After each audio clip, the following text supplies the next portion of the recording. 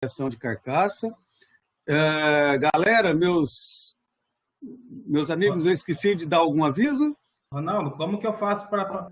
Tá aparecendo para mim só a minha apresentação, é isso mesmo, né? É isso mesmo. Você clica aí no botãozinho de ampliar, né, de fazer a apresentação, aí na telinha, né? Ok, oculto aqui, né? Pronto. Sim, eu quero dar um aviso ao pessoal.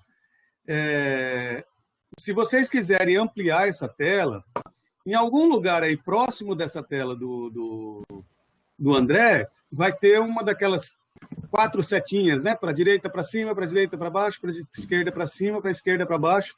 Clicando nisso daí, você vai ter a tela completamente ampliada para você ter acesso a mais detalhes do que ele preparou para a gente. Tá bem? André, pediria para o pessoal, quem não estiver fazendo a apresentação ou falando, que permaneça com os microfones e os vídeos desligados, para a gente ter uma maior velocidade de transmissão, né? E também para que a gente fique com o som todo focado, todo voltado para a apresentação do André. Então, agora a Eusânia e eu vamos desligar o vídeo, e André, você está com a palavra. O palco é seu, obrigado. Obrigado, Ronaldo. Então, bom dia a todos, para quem estava presente, para quem chegou por agora. Espero que estejam todos bem, tá? Primeiramente, eu queria te agradecer, Ronaldo, pelo convite para estar participando das reuniões semanais do Grupo de Estudo de Nutrição de Ruminantes. Te agradecer por estimular o estudo de todos nós e pelo convite para poder estar falando com vocês hoje sobre um tema de nutrição e avaliação de carcaças de pequenos ruminantes, ou seja, a avaliação de carcaças em estudos de nutrição de ovinos e caprinos, que é o foco que eu vou dar mais nessa apresentação. Tá? Queria agradecer também imensamente o Pedro pela condução do trabalho, parabenizo ele e todos os demais membros do Genro pela organização e divulgação das reuniões.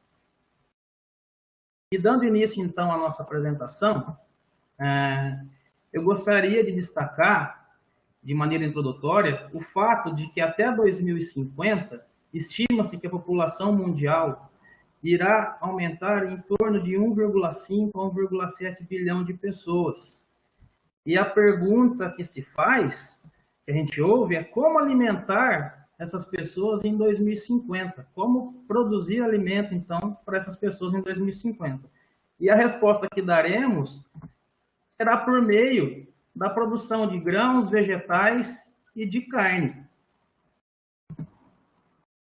E o Brasil, que já produz eficientemente tantos produtos de origem animal e vegetal, mesmo nesse momento de proteção ambiental, que se fala de sustentabilidade, ele será capaz e continuará produzindo eficientemente alimentos para poder fornecer para o nosso povo e para os povos de outras regiões do mundo. E nos moldes sustentáveis. Aqui está até uma ilustração da pecuária sustentável. E a caprinocultura e a ovinocultura de corte são atividades que poderão contribuir imensamente nesse quesito de produção de carne, haja vista que são espécies que têm como vantagens um ciclo rápido de produção, são animais que se adaptam muito facilmente em diversos climas e ambientes, e também são animais que usam eficientemente a água, principalmente os caprinos, e que será tema da apresentação do professor German, que irá contemplar a gente com a palestra daqui a 2 semanas, se não me engano. Por essas características de adaptabilidade e tudo mais, é possível criar ovinos e caprinos em praticamente quase todo o território nacional, seja a criação realizada em qualquer sistema de produção, seja ele extensivo a pasto, intensivo a pasto, em semi-confinamento ou confinamento, ou nos mais modernos sistemas de integração de produção agropecuária, como sistema de integração lavoura, pecuária, floresta, ou também em sistemas de consorciação com frutas. E a nutrição dentro do sistema de produção? A nutrição, então, dentro de qualquer sistema de produção, ela é uma peça fundamental para que se consiga alcançar o sucesso da criação. E por meio dessa ferramenta zootécnica, será possível fazer com que os animais ganhem peso e aumentem a sua eficiência alimentar e, consequentemente, aumente a produção de carne em quantidade e qualidade. Nesse contexto, né, é importante saber que para a gente poder ajustar melhor a dieta, quem for trabalhar com pequenos ruminantes, como com qualquer outra espécie animal, que se entenda ou que se conheça alguns pontos chaves, como os hábitos alimentares, quais as principais gramíneas, alimentos para seca, o valor nutritivo dos alimentos, as exigências nutricionais de cada categoria, alimentação por categoria e suplementação mineral e fornecimento de água. Nesse contexto, pesquisas sobre nutrição de caprinos e ovinos, elas vêm sendo conduzidas no intuito de avaliar e testar alimentos volumosos in natura, como é o caso aqui exemplificado do capim elefante, nas suas diversas variedades, cana-de-açúcar também tem vários cultivares, palma forrageira, mandacaru, ou alimentos volumosos conservados, silagem de milho, de sorgo, de girassol, feno, tífton, costiprós, braquiária, qualquer outro tipo de gramínea, e também pré-secados, além de testar também a utilização de produtos principais, como farelo de soja e seus coprodutos, casquinha de soja, o milho em grão, ou também com a extração do etanol do milho. Vou dar um exemplo aqui do DDG e do WDG, grãos úmidos de destilarias. Aqui no Mato Grosso também tem bastante algodão, né? Então se usa caroço de algodão, farelo de algodão, torta de algodão, e também as pesquisas que eu pude, com muito orgulho, acompanhar de perto um pouco, como no caso do dendê, do licuri, e outras que eu não pude acompanhar, como macaúba e babaçu, a extração de óleo que resulta também em coprodutos como a torta, que têm sido tão bem estudados por aí. Outras vertentes no estudo de nutrição de ruminantes, quando se fala muito em produção de metano, também tem a possibilidade de testar leveduras, outros probióticos, ionóforos. E, por último, também óleos essenciais, óleos funcionais, compostos bioativos ou aditivos fitogênicos. E de maneira mais detalhada, né, eu mostrei bastante opções do que tem sido estudado, mas de que maneira, então, as pesquisas têm sido realizadas? Comparativo, como que é? Então, podem se testar sistemas de produção, sejam ele pasto, semi-confinamento, confinamento, sistemas integrados. Tem se avaliado tipos de volumosos entre espécies de gramíneas, leguminosas, volumosos in natura picado ou conservados. Se testa também relação volumoso concentrado, dietas mais volumosas ou dietas de alto grão, que varia de 60% a 90% de concentrado. Fontes volumosas, proteicas ou energéticas, se avaliando níveis de inclusão ou substituição na dieta. Quantidade de fornecimento, seja com restrição em alguma fase, controlada ou à vontade. A forma física da ração, farelada, peletizada, grão inteiro. E os aditivos alimentares, diversas fontes e níveis de inclusão. Falando de avaliação de carcaça, então que eu vou focar um pouco mais, o estudo das carcaças dos animais, ele permite avaliar parâmetros que podem ser avaliados de maneira subjetiva ou objetiva e que são relacionados com aspectos quantitativos e qualitativos da carcaça, ou seja, quanto se produz e qual a qualidade desse produto. E é importante frisar que é impossível melhorar aquilo que não se mede. Então, por isso que a gente tem que realmente estudar a carcaça para poder estar discutindo qualquer efeito de qualquer tratamento. Estimulado pelo Leilson, como eu comentei, pessoal, naquela apresentação dele, de importante publicar em revistas de alto impacto, eu tive a curiosidade de fazer uma pesquisa, uma busca, e ver onde é possível, então, quais os periódicos internacionais de alto impacto passíveis de se publicar sobre características de carcaça em estudos sobre aspectos nutricionais de caprinos e ovinos. Então, entrei na base de dados da Elsevier e coloquei lá Journal Finder e inseri palavras-chave, como exemplo aqui, Carcass Composition, Carcass Quality, né?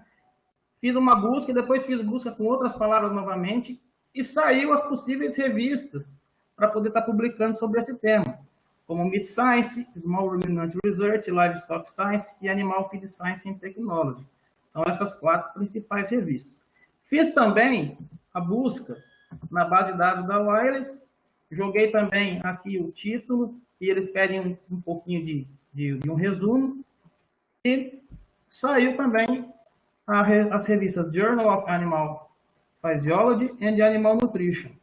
O inglês não tá muito bom, mas dá para entender. E também Animal Science Journal.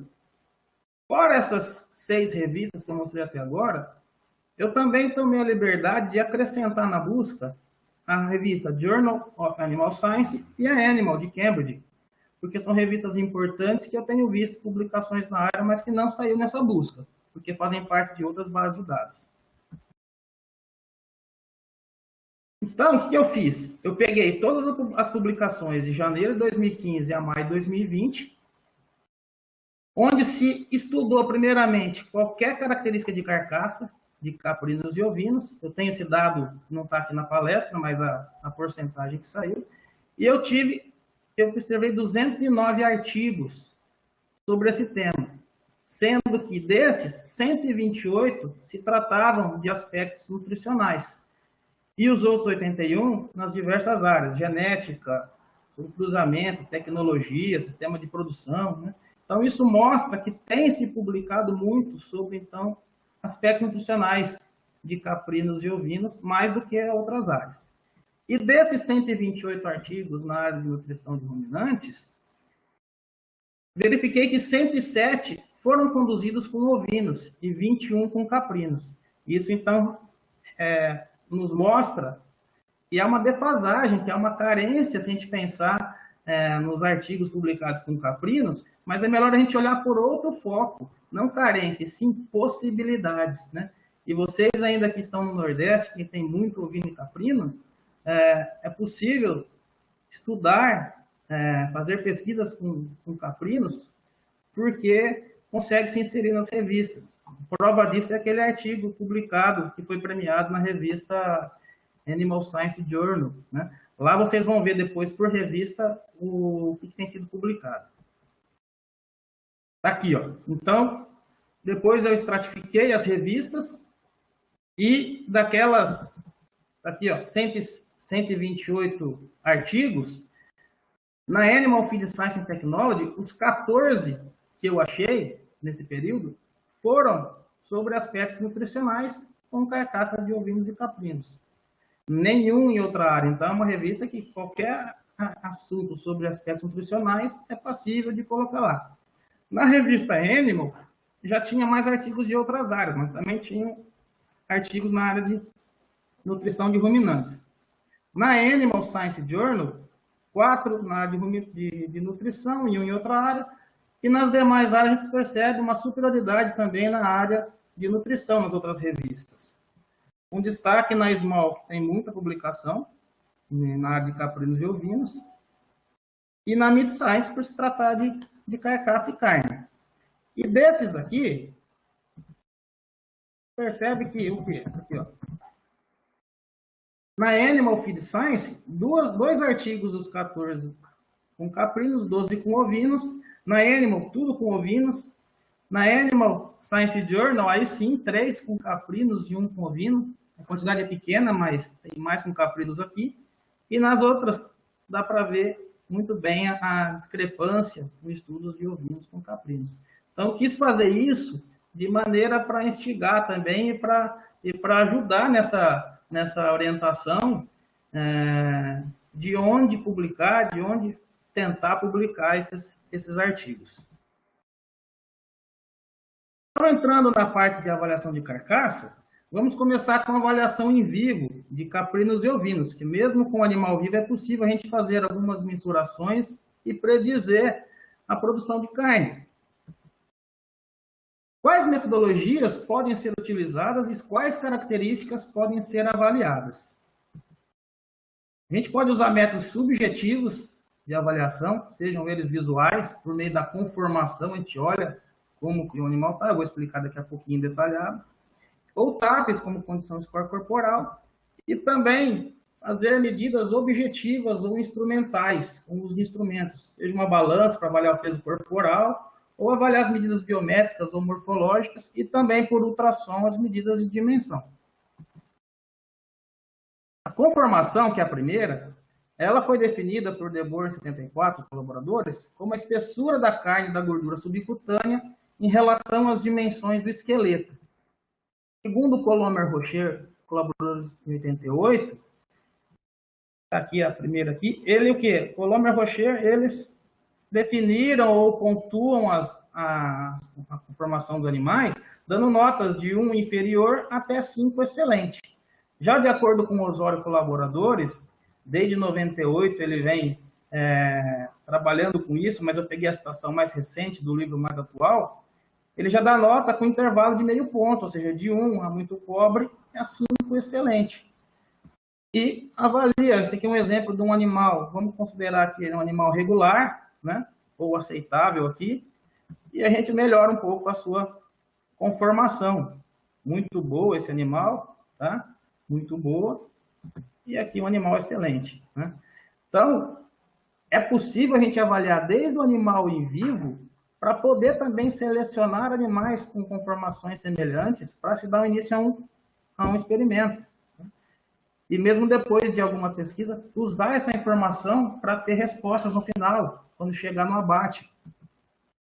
A condição do score corporal foi definida lá por Moore em 1919 como a quantidade de gordura e demais tecidos no organismo do animal vivo. Ela é avaliada em diversos pontos anatômicos, como o peito, a base da cauda, a parte mais dorsal, mas a mais usual é aqui nas apófises espinhais dorsais e transversas na região do ombro, onde por meio de palpação a gente tenta detectar essas apófises espinhais e transversas. E segundo Osório, colaborador de 2014, ele também usa uma escala de notas com intervalo de meio ponto, que varia de 1 a 5, sendo o animal excessivamente magro e o 5 excessivamente gordo, e de acordo com Silva Sobrinho, já uma escala sem divisões de meio ponto, de 1 a 5, com muito magro e muito gordo. Eu, particularmente, prefiro trabalhar com uma escala sem muita subdivisão, porque, por ser subjetiva, eu acho que fica mais fácil você se equivocar e anotar dados não muito confiáveis. Porém, quem tem bagagem, assim, muita experiência, já consegue ter um feeling para poder estar dando conta de meio em meio. Voltando aqui, avaliando então as apófises espinhais e dorsais, só para a gente ter uma orientação, aqui vai do score 1, desde processos dorsais e transversos proeminentes e afiados, até aqui uma situação do músculo ao redor das apófises espinhais e transversas arredondados. Eu uso nas aulas uma didática, como se fosse meu punho aqui, minha mão. Então, aqui eu estou sentindo todas as apófises e esse músculo está côncavo, está faltando músculo, ou ele está retilíneo. E conforme o animal vai engordando, o que vai acontecendo? Ele vai ampliando a área muscular e chega até no último caso como afundar aqui, essa fazer uma covinha aqui no fundo, na parte superior. O peso corporal, ele é uma medida que é um bom indicador do peso da carcaça. Então, também a gente pode avaliar esse peso no início de uma pesquisa, no final de uma pesquisa, sem jejum, com jejum. Isso aí, então, vai ser um bom indicador do peso da carcaça. E as medidas biométricas, em vivo, eu vou citar aqui algumas referências, como Osório, 1998, Yannis e colaboradores, 2004, César de Souza, 2007, e, na verdade, eles olham praticamente as mesmas variáveis, no entanto, a descrição varia um pouquinho nos termos, mas então qualquer uma das três é bem passível de ser utilizada. E essas medidas ela tem relação com o quê? Com a composição tecidual do corpo e da carcaça, e ela permite predizer peso, conformação e rendimento de carcaça e dos cortes. Essa eu não coloquei aqui, esqueci, Rafael, me cobra uma citação do Bonilha, do Pinheiro, de 2010. Vou inserir depois, Rafael. Quais as medidas biométricas que podem ser avaliadas? O comprimento corporal, que ele é medido entre a articulação cérvico-torácica e a base da cauda. O perímetro torácico, ou circunferência torácica, que ela é o contorno da circunferência torácica medida atrás da paleta. A altura do anterior e do posterior. No caso anterior aqui é uma distância de uma reta medida da cernelha ao solo e do posterior a distância de uma reta medida da garupa ao solo. O importante para qualquer uma dessas medidas é que se tenha uma boa contenção do animal e que ele esteja bem posicionado numa superfície plana, para se fazer com calma muito bem essa avaliação. Outras medidas seriam a largura do tórax, que seria a distância máxima entre as faces laterais das articulações escapulohumerais.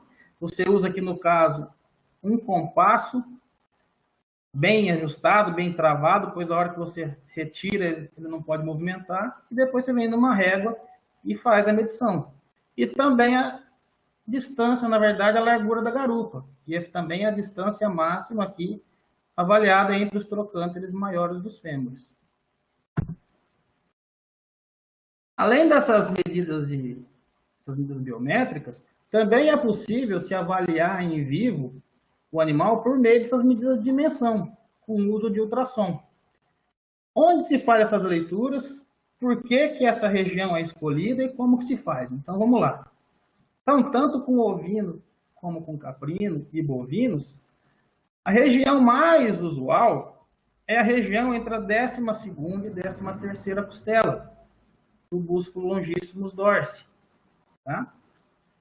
Por que aqui? Porque é um músculo de desenvolvimento tardio e de fácil mensuração, ou seja, aqui representa realmente o que está acontecendo naquela carcaça naquele momento. Para isso, é preciso, então, fazer uma tricotomia da região, onde vai fazer a leitura, e posicionar o transdutor perpendicularmente aqui, para que não fique em cima das costelas. Tem técnicos muito, uma capacidade ou uma bagagem muito grande, como eu conheci o professor Alfredo Teixeira, de Portugal, que ele usa um pentinho de piolho para poder abrir aqui mesmo a lã, e ele consegue obter medidas de ultrassom. Tá? Bom, em caprinos, ovinos e bovinos, eu comentei que na região 12ª, 13ª costela é a mais usual, mas também tem outros pontos que a gente pode observar, que eu vou falar depois do próximo slide. Então, na região da 12ª, 13ª costela, essa é a imagem que sai no ultrassom.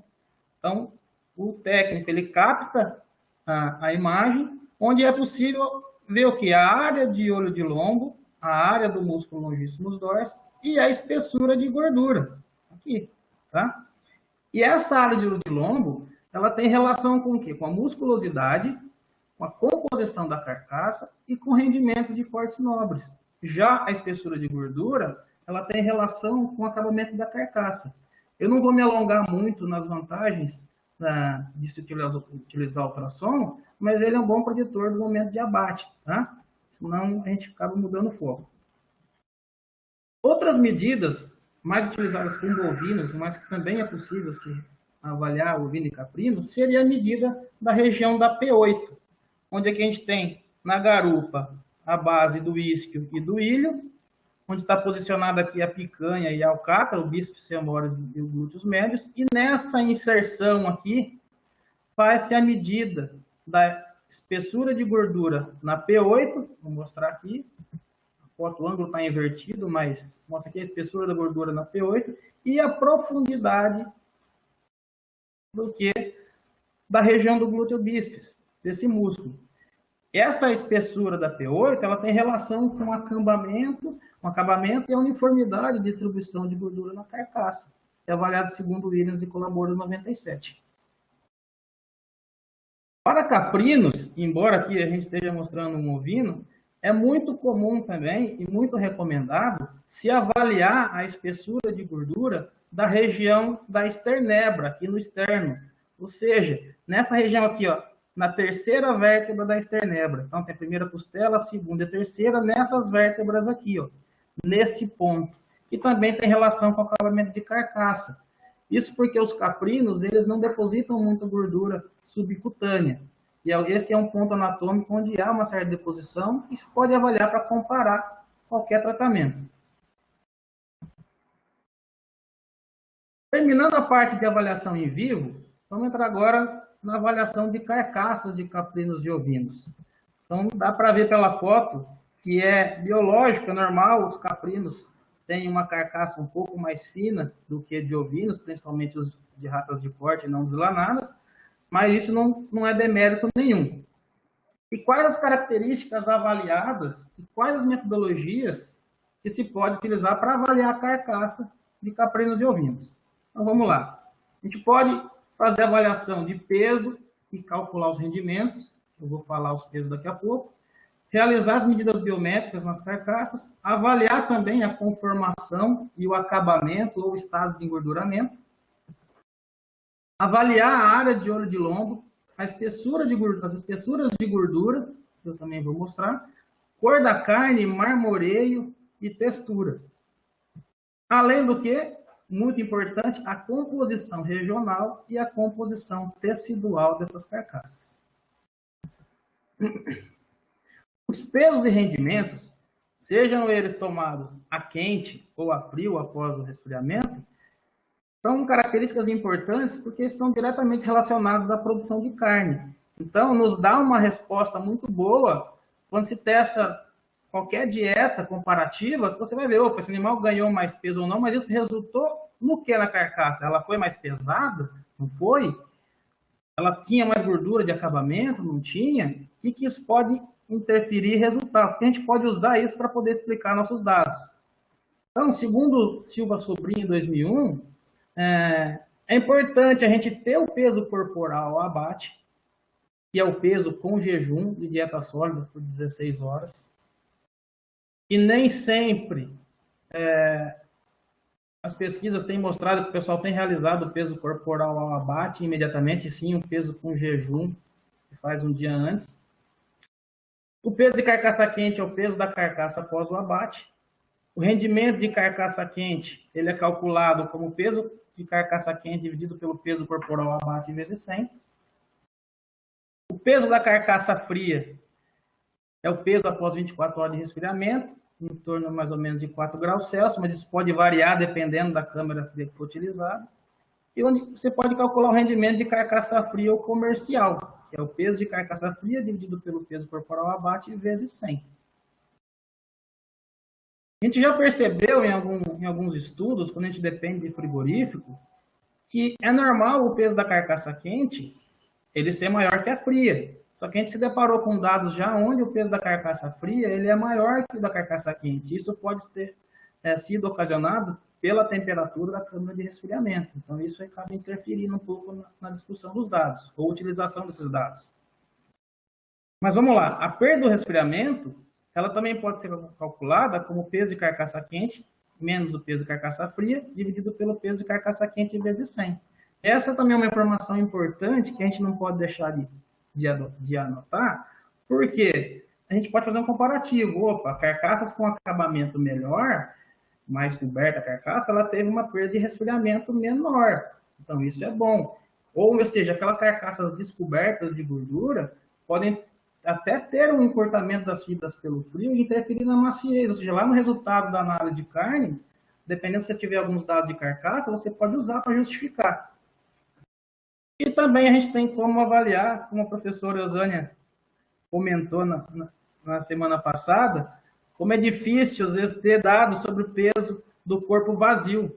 que é o peso dos animais menos o conteúdo do trato gastrointestinal, que representa 13% do peso corporal ao abate. Vou mostrar no próximo slide ali, para poder calcular o rendimento biológico. É o peso de carcaça quente dividido pelo peso do corpo vazio vezes 100. Tá aí, ó. Os pesos dos não componentes da carcaça também é um tipo de informação importante e muito utilizado nos artigos que a gente tem visto aí, para poder justificar. Para quem trabalha ou quem vai fazer o abate em frigorífico, isso eu sei que fica mais difícil de coletar, mas quem tem estrutura experimental para se abater e ter a avaliação minuciosa, são dados passíveis de ser utilizados e muito bem. Então, você tem aqui ó, o peso corporal abate, menos o peso do conteúdo gastrointestinal, ele resulta no peso do corpo vazio, e esse peso do corpo vazio é dividido em peso de carcaça e peso dos não componentes da carcaça. Sejam eles os órgãos, as vísceras ou outros como sangue, pele, cabeça, extremidade e depósitos adiposos. Vamos dar um exemplo. Usei uma dieta mais volumosa. Geralmente, animais que se alimentam com uma dieta mais volumosa comparado com outros, ele tem o que? Um peso cheio do trato gastrointestinal maior do que o animal de confinamento, geralmente. Então, isso pode explicar algumas variações. Medidas biométricas das carcaças. Da mesma forma que eu falei das medidas em vivo, ela também tem relação com a composição tecidual da carcaça e permite predizer, então, a conformação, rendimento de carcaça dos cortes.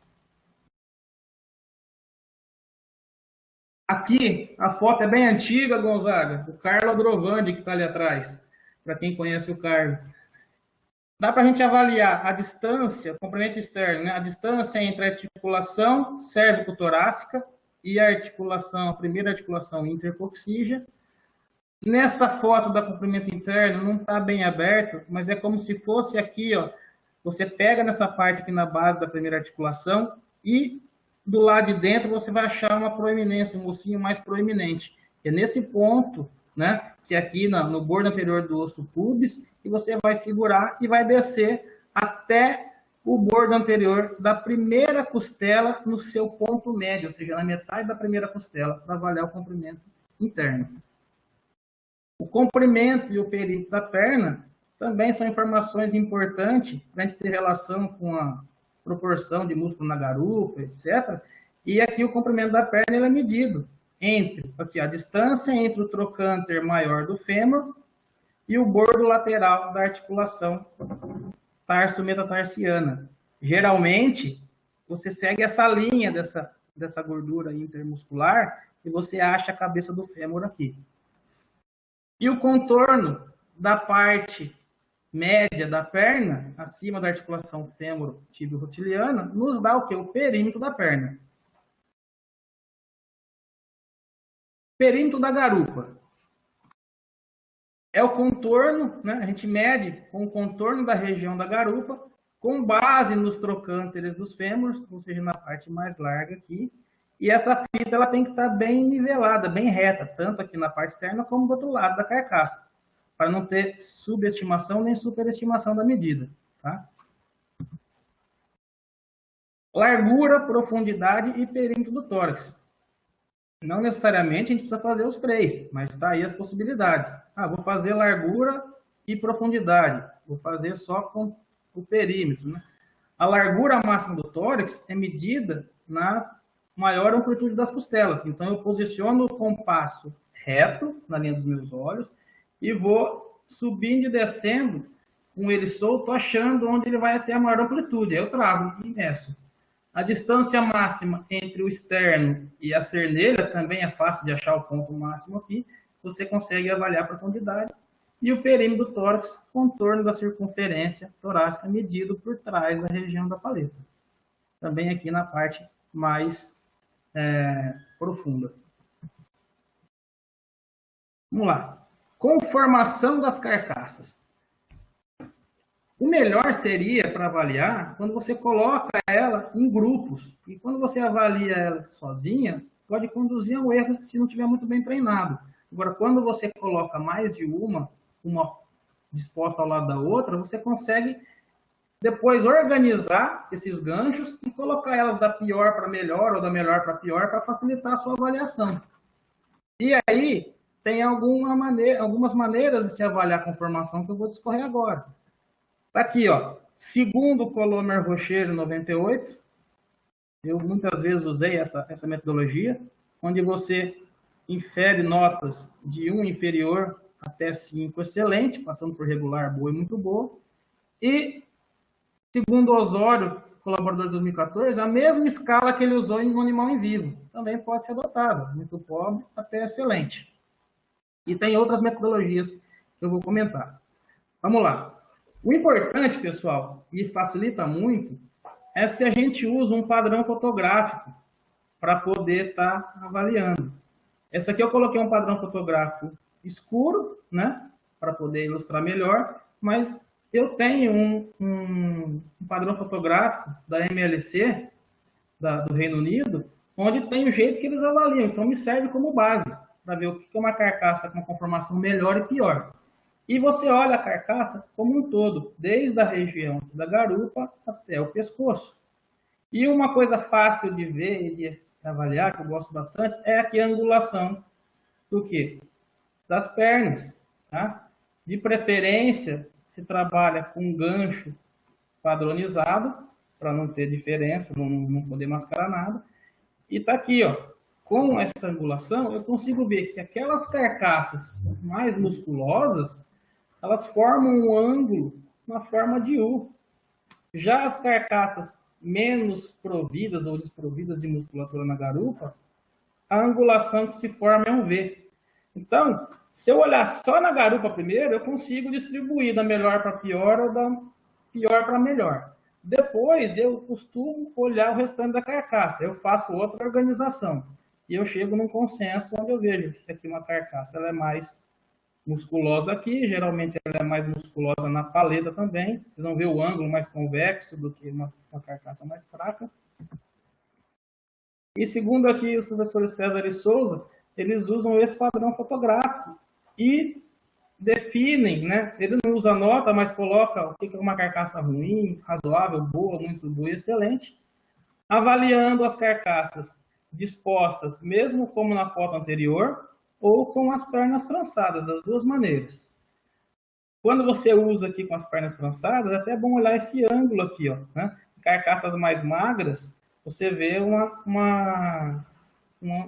buraquinho mais alongado, um oval mais fino. E já que uma carcaça mais musculosa, um oval um pouquinho mais largo. E o que se avalia aqui, ó? Tem uma concavidade aqui nessa mais pobre, aqui é mais retilíneo, aqui tem uma certa convexidade e vai aumentando.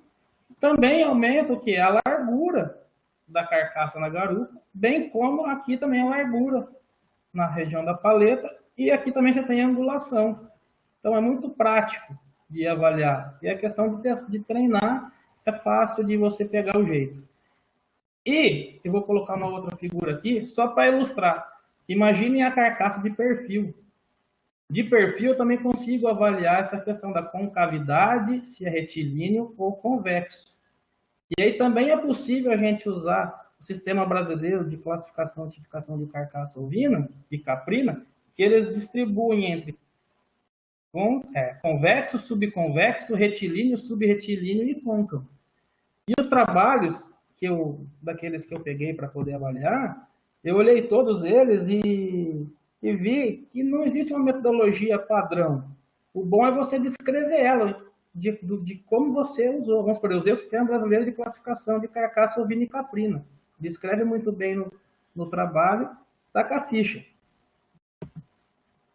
Acabamento. Tá? Então, aqui também é nítido também a questão do acabamento de uma carcaça caprina para uma ovina de corte e intermediária, que seria uma do animal deslanado, porque a distribuição de gordura na carcaça caprina ela é diferente, né? Ela é mais interna comparada com a questão de gordura subcutânea.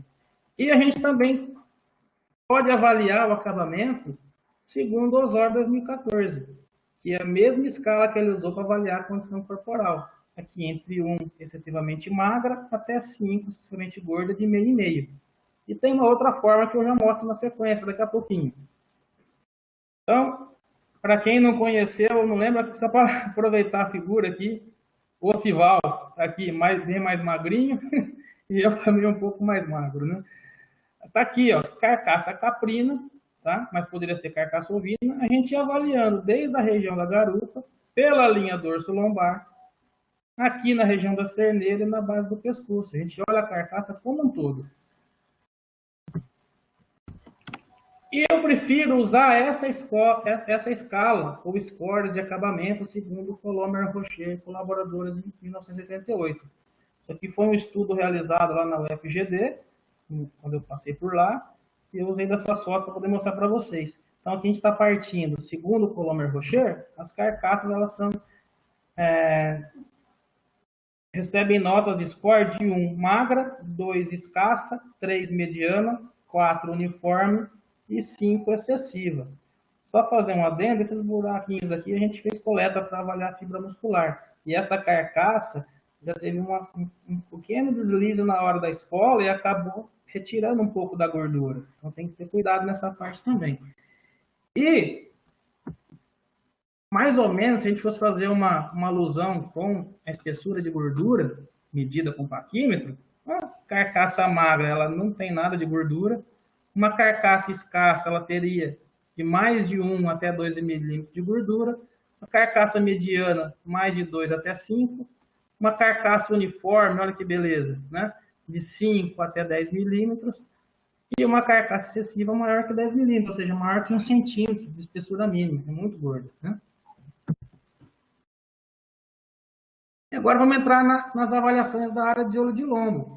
Como eu comentei lá, quando falou de ultrassom, a área de lombo é uma medida que ela tem relação com a musculosidade da carcaça, rendimento de carcaça, rendimento de cortes nobres. Essa figura aqui de César e Souza mostra muito bem aqui um corte da 12ª, 13ª costela, para mostrar para vocês que a área de lombo ela é medida aqui, ó, contorno ou de outra maneira do músculo longíssimos dorsi ou longíssimos do lombório. A gente não pode de maneira nenhuma contornar, mostrar ou quantificar outros músculos aqui que ficam bem próximos. Tá? Não pode ter esse erro. Então, o que se faz? Divide a carcaça na região da 12ª e 13ª costela. Isso aqui é uma foto dentro de uma indústria, a gente tem que seguir o corte. E quando a gente faz... seguindo alguns outros parâmetros, a gente também pode dividir a carcaça longitudinalmente, no meio das duas, e avaliar de um lado, também é possível. E a gente tem algumas metodologias para poder avaliar essa área de olho de lombo. Segundo Silva Sobrinho, 99, que eu vou mostrar a fórmula, e César e Souza, que ele descreveu outras medidas. Ou ele cita outras medidas. Tá aqui, ó. Naqueles artigos que eu olhei, a maioria deles utiliza o quê? Uma folha de transparência, um papel plástico, uma caneta, um marcador permanente, onde você faz o contorno perfeitamente da área de olho de lombo. Depois você pode fazer a avaliação, uma medição dessa área usando softwares computacionais como AutoCAD, ou eu posso usar um planímetro e fazer o contorno dessa área. Outra maneira é usar uma grade quadriculada. Essa grade ela pode ser em cada quadradinha aqui de 0,25 centímetros quadrados, ou existem grades que ela abordam 4 de uma vez, que seria uma área de 1 centímetro quadrado.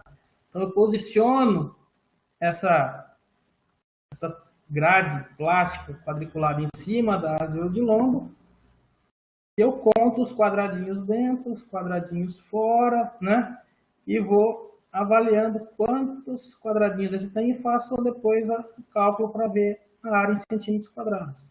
Isso aqui é só uma ilustração, achei bacana essa possibilidade. E também o pessoal fez o quê? Ele contornou, pintou e depois colocou na grade quadriculada para poder avaliar. E essa metodologia, citada por Silva Sobrinho em 99, quando ele fez o pós-doutorado américo lá na Nova Zelândia, eles chegaram num cálculo onde o quê? É possível avaliar a área de lombo usando um paquímetro e medindo o comprimento máximo do músculo e a profundidade máxima. e joga na fórmula comprimento dividido por 2 vezes a profundidade por 2 vezes π, que é 3,14. Isso aqui vai te dar a área em centímetros quadrados. Tá? Então, aqui entra a 12ª e 13ª costela. Depois eu vou falar da gordura GR e a espessura de gordura também vou comentar daqui a pouquinho. Então, tá aí a foto medindo o comprimento e a profundidade da área do músculo longíssimo, para depois colocar na fórmula. É importante falar, pessoal, que existem métodos mais modernos que está cada vez mais sendo utilizado e também entrando nas revistas. Eu não vi muitos, mas já sei que tem acontecido isso. Então, você pode pegar a área de lombo, aqui um pedaço da amostra, fazer toda uma estrutura e colocar uma câmera digital, posicionar ela 90 graus em cima e controlar a questão da luminosidade. Você tira a foto dessa área de lombo e depois você pode usar alguns programas computacionais, como exemplo o Imagem J. E lá ele consegue te fazer dar o resultado da área, bem como calcular a espessura de gordura. E aqui eu usei uma foto bovina, né? Mas para mostrar que também é possível você calcular a quantidade de marmoreio. Você vem aqui, você seleciona um quadradinho aqui no marmoreio que é mais branco e pede para replicar, ele enxerga tudo isso aqui e quantifica depois a questão do marmoreio.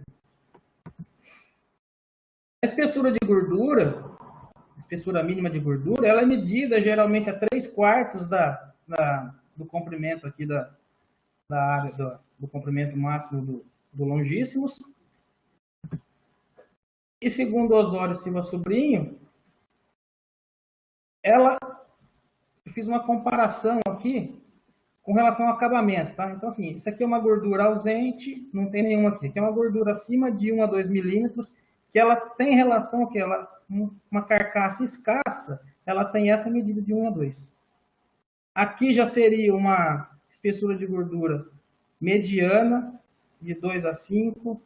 Aqui seria uma espessura de gordura de 5 a 10, que tem referência com a gordura uniforme, um acabamento uniforme.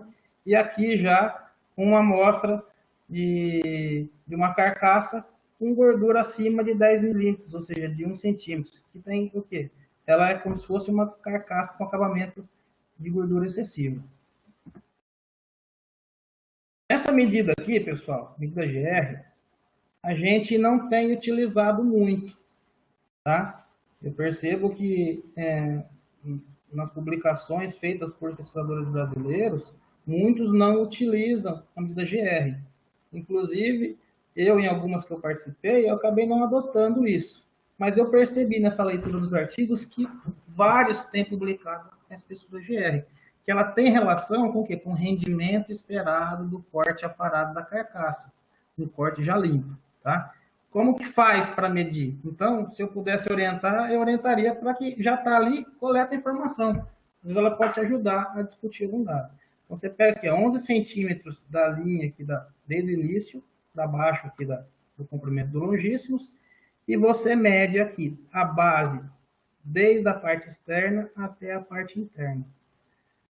No inglês, eles chamam isso de body wall thickness, né?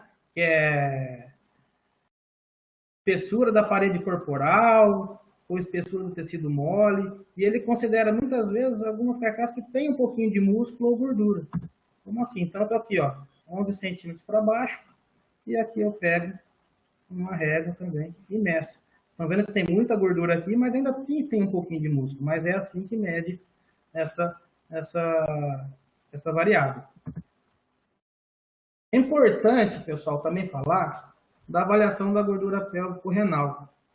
E ela tem relação com a adiposidade da carcaça, ou seja, relação com a quantidade de gordura total da carcaça. Então, segundo o César de Souza, também tem um padrão fotográfico aqui, onde a gente consegue dar nota, score de 1 a 3, sendo pouca, média e muita. Aqui, os rins, principalmente, estão totalmente descobertos, e na região pélvica também está faltando um pouco de gordura. Aqui, você tem já um pouco mais de gordura, e o rim, um dos rins aqui, no caso, está com uma janelinha, e já aqui, fechado, bem coberto os rins. Cor da carne, marmoreio e textura. Aqui já tem mais relação com aspectos qualitativos da carcaça, né? Tem relação com a cor da carne, a maciez da carne. Então, vamos lá. Segundo o César de Souza, eu fiz primeiro um compilado, depois eu mostro melhor. Ele sugere scores de 1 até 5, no caso da cor rosa claro, rosa, vermelho claro, vermelho e vermelho escuro. No caso do marmoreio, desde inexistente, pouco, médio, muito e excessivo. E da textura, muito grossa, o otorrino, grossa, média, fina e muito fina. Então, vamos primeiro para a cor aqui. Na cor, então, a gente sai de um rosa claro até um vermelho escuro. Então, é fácil da gente avaliar. Tendo um padrão fotográfico, né, a gente consegue muito bem mensurar isso aqui e pontuar. No caso do marmoreio, é a mesma imagem que foi com o Photoshop mexido, mas como se fosse aqui, inexistente, não tem nada de marmoreio, aqui tem pouco, vai aumentando a quantidade de gordura intramuscular, você consegue ver, até um que tem um pouquinho mais. E já na textura, também é uma medida subjetiva, como as outras duas, mas você passa o dedo na superfície do músculo para você sentir os feixes de fibras musculares. Você vê aqui uma carcaça, né? Uma carne mais grosseira e já aqui muito fina. A gente sabe que cordeiro, quando muito jovem, ou cabrito muito jovem, é praticamente liso, né? Conforme vai aumentando a idade, essa textura ela vai aumentando também. Em alguns casos de nutrição, você propicia uma maior hipertrofia, você também consegue diferenciar. Então, por mais que seja uma medida subjetiva, é uma medida muito válida. E para finalizar aqui, a gente vai falar de composição regional e depois de composição tecidual. Então, tá lá, ó. A composição regional, ela consiste em o quê? Na avaliação dos cortes da carcaça. Então, você tem primeiramente uma meia carcaça e depois a divisão em cortes de carcaça. Isso a gente consegue calcular peso primeiro, né? Calcular não, mensurar o peso e depois fazer o rendimento desses cortes em relação à meia carcaça. Como você tem perda no processo de separação dos cortes, o que se pode fazer também depois é você considerar o peso de cada parte e fazer uma somatória, como se fosse o peso da meia carcaça reconstituída. Isso é orientação também encontrada pelos pesquisadores César e Souza e o Osório. Só que, em algumas situações, como no caso aqui, estou ilustrando aqui, a gente dependeu da indústria, também é possível a gente seguir os cortes da indústria. Por que não? Nos trabalhos que eu busquei, eu vi muito disso. Pessoal medindo peso e calculando o rendimento dos cortes da indústria e publicando. Desde que bem descrito, você consegue isso, você consegue fazer uma relação com qualquer tipo de pesquisa. Vamos lá. Tá aqui, ó. Esse é um exemplo de Silva Sobrinho, tá? Onde a divisão da carcaça em paleta, perna, lombo, costela, serrote e pescoço. Geralmente, isso é uma metodologia para carcaças mais leves. E quando a carcaça fica mais pesada, é possível também você dividir a costela em costela flutuante e costela verdadeira. Isso tem uma possibilidade, como tem diversas. Também tem Colomer Rocheiro 87, os trabalhos usam muito bem isso. E aqui a consideração, mostrando como se fosse uma carcaça muito bem processada, né? É lógico que nem tanto cortada, mas a gente consegue ter regiões e calcular muito bem o peso e o rendimento. A composição tecidual também é um estudo que a gente consegue mensurar o peso e calcular o rendimento dos tecidos ósseo, muscular, adiposo e de outros componentes, como nervos e vasos. E aí, pessoal, ela consiste no quê? Como que a gente faz para ter achar essa composição tecidual? A gente tem que fazer uma dissecação dos principais cortes comerciais. Mesmo porque dissecar a carcaça inteira é muito onerosa e depende de muito tempo. Então, vários estudos mostraram que a dissecação dos cortes principais, ele tem relação com a musculosidade da carcaça. Então, tem se preferido de secar um pernil, uma perna, de secar uma paleta, tá? E essa dissecação é o método mais preciso para se determinar o que é a composição do tecido da carcaça. Existem outras maneiras? Existem, tá? Aqui, ó, a metodologia de Hanks e Howe, que fala da seção HH. Isso é muito utilizado para bovino. Você pega aqui nessa janela aqui entre a 9ª e a 11ª costela. Entre a 9ª e a 11ª costela, desculpa. Tá? E você faz a dissecação dessa área. É muito usual para bovinos. Só que eu encontrei um artigo com bovino onde se usou a composição tecidual pela seção HH. Mas fica aqui também a possibilidade.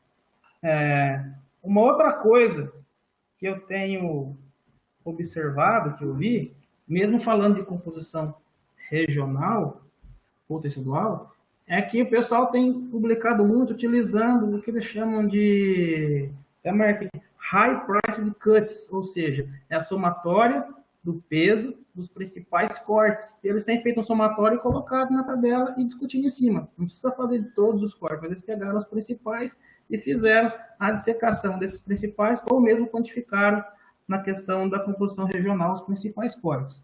Então, tem sido muito usado dessa maneira. Com a dissecação da perna, em especial, né, lógico, a gente tem condições de calcular o índice de musculosidade da perna de acordo com o Purchas e colaboradores 91. Como que faz isso? A gente usa uma fórmula onde você considera a raiz quadrada do peso dos 5 músculos que recobrem o fêmur, bíceps femoris, semitendinoso, adutor, semimembranoso e quadríceps femoris, dividido pelo comprimento do fêmur, dividido também pelo comprimento do fêmur. E aí você tem o índice de musculosidade da perna, que tem relação muito com a musculosidade, tá? Então, também, se você faz dissecar a perna, é mais um índice que a gente consegue calcular. E, independente se usou o índice de musculosidade ou somente a composição tecidual de determinado corte, é possível a gente fazer cálculo das relações músculo-osso, músculo-gordura ou osso-gordura. E aí ajudar na justificativa, ou nas discussões. Opa, essa carcaça, esse tratamento me propiciou carcaças com maior quantidade de músculo do que osso, do que comparado naquele tratamento. Ok? Tenho 5 minutos ainda. Eu acabei correndo, porque eu achei que o tempo não ia acabar demorando. Mas, como considerações, eu queria falar o seguinte. A maioria dos estudos, eles têm utilizado animais jovens. Pois, além de produzir uma carne de melhor qualidade, o que acontece? É nessa fase aqui, que vai do nascimento até a puberdade, onde a velocidade de crescimento é maior, onde ocorre muito mais essa hipertrofia, tá? Até que a fase pré-puberdade é uma fase de maior eficiência alimentar e após a puberdade essa eficiência cai, ok? Então, a gente tem pensado, o pessoal tem usado abater animais nessa fase antes de perder eficiência. Isso coincide com o quê? Se a gente olhar essa representação gráfica dos crescimentos dos tecidos ósseos, muscular e adiposo, é aqui, ó, onde começa a decair a deposição muscular e aumentar relativamente a deposição do tecido adiposo, que coincide com a puberdade, é onde que a gente tem que pensar em fazer o abate. Tá? Várias pesquisas, por muito tempo, têm falado do peso ótimo econômico de abate, que ele é variável para cada raça. Então, os pesquisadores, eles estudaram tanto e chegaram num ponto, opa, antigamente eu lembro quando eu fiz doutorado, o peso ótimo econômico de abate dos cordeiros santineses eram 32 quilos. Para cada raça tinha uma recomendação. Só que eu queria sugerir uma discussão, ou para que a gente começasse a pensar, por quê? Aqui, ó, as indústrias aqui no Brasil, existe uma tendência, eles estão preferindo animais com peso corporal abate maior que 40 quilos, que gerem peso de carcaça até 18 quilos. Então, eu tenho conversado com o pessoal, ele falou, André, estou levando o cordeiro para abate com 42, 44 quilos, tá? Não se paga a mais, não tem bonificação o produtor levar carcaça mais pesada. Mas, pelos cálculos que eles fazem, eles mostram que o retorno econômico é melhor para eles, mesmo tendo bonificação. Que alguns pegam um cordeiro na casa de 20, 25, 28 quilos e colocam nele 14, 18 quilos a mais para levar para o abate. Então, a indústria ganha também porque são carcaças maiores que propiciam maior divisão e maior quantidade de corte. Então, o produtor está ganhando, a indústria está ganhando. E eu estou querendo chamar atenção para isso porque isso foge um pouco disso aqui, ó. Qual o peso ótimo econômico de abate. E dos artigos, que depois eu posso passar a relação para vocês, vários dos publicados naquelas revistas, eles têm estudado animais mais pesados, por causa também da preferência pelo mercado em que se insere. Então, muitos estudos com carcaças pesadas. E isso aí, na área de nutrição, o que tem a ver? Bom, a gente tem que pensar nas próximas pesquisas, qual o peso inicial dos animais que a gente vai usar e até quanto a gente vai levar. E é claro, se a gente levar muito mais pesado, a gente sabe que diminui a eficiência. E sabendo disso, a gente pode testar dietas e mesmo assim sejam mais econômicas para poder o produtor ter mais retorno. Tá? Então, para quem que a gente vai fazer a pesquisa? Para nós mesmos, pesquisadores, vamos fazer pesquisa pensando nos produtores, na indústria, nos consumidores. Tem essa gama aí de possibilidades, tá? A gente não precisa fazer pesquisa sempre na mesma linha, podemos fazer pesquisas olhando outras vertentes. Fugiu um slide, antes de eu agradecer aqui, eu só queria comentar que o Ronaldo, quando comentou da palestra, ele falou, André, dá o foco nas características de carcaça passíveis que a gente deve inserir nos próximos projetos de pesquisa. Eu fiz um slide, mas acho que não salvou. Ele era na sequência das revistas lá. Então, assim, ó, o que tem sido avaliado? Várias características. Tem artigo que tem 3 características de carcaça, tem artigo que tem 20 variáveis. Tá? Metodologias, as mais diversas. Não é uma padronização. Isso eu não estou vendo, não é uma coisa negativa. Tem algumas coisas que são bem usuais, né? E a pessoa simplesmente escreve, mas qualquer uma que se usar, desde que seja bem detalhada e descrita como foi feito, as revistas têm aceito. Como é o caso que eu dei exemplo dos cortes. Opa, eu fiz o corte segundo Colomar Rocheiro, eu fiz o corte segundo Silva Sobrinho, eu quantifiquei a somatória dos cortes mais valorizados, a dissecação, eu fiz dissecação da perna, ou da paleta, ou dos cortes mais valorizados. A área de lombo eu avaliei com folha de transparência e planímetro, ou eu fiz por ultrassom. Então, as possibilidades são várias, tá? E aí, Ronaldo, respondendo a tua pergunta, estou tentando falar, eu sugeriria para todo mundo que for trabalhar com estudos onde vai haver abate dos animais, que tente se coletar o máximo de informação possível. É lógico, perder tempo coletando por uma coisa que você não vai saber utilizar para explicar o resultado, não vale a pena. Mas tenho certeza que tudo tem relação e tudo pode ser utilizado para você explicar seus resultados. É claro, tem que ser bem treinado. Quem for avaliar com formação, acabamentos, a parte subjetiva, tem que ter pelo menos um treinamento prévio, tá? Então, eu acho que, como resposta àquela pergunta, eu sugeriria que se colocasse tudo o que foi falado aqui e, se possível, mais um pouco, tá? Então, muito obrigado. Acho que eu fechei em uma hora e pouquinho aí. Eu te agradeço novamente pelo convite, agradeço ao Pedro, os demais membros do Genro, e agradeço a todos vocês por estarem aqui me ouvindo até agora. Espero ter contribuído um pouquinho. Muito obrigado. Aí o contato, tá? Vamos abrir os microfones para aplaudir o André.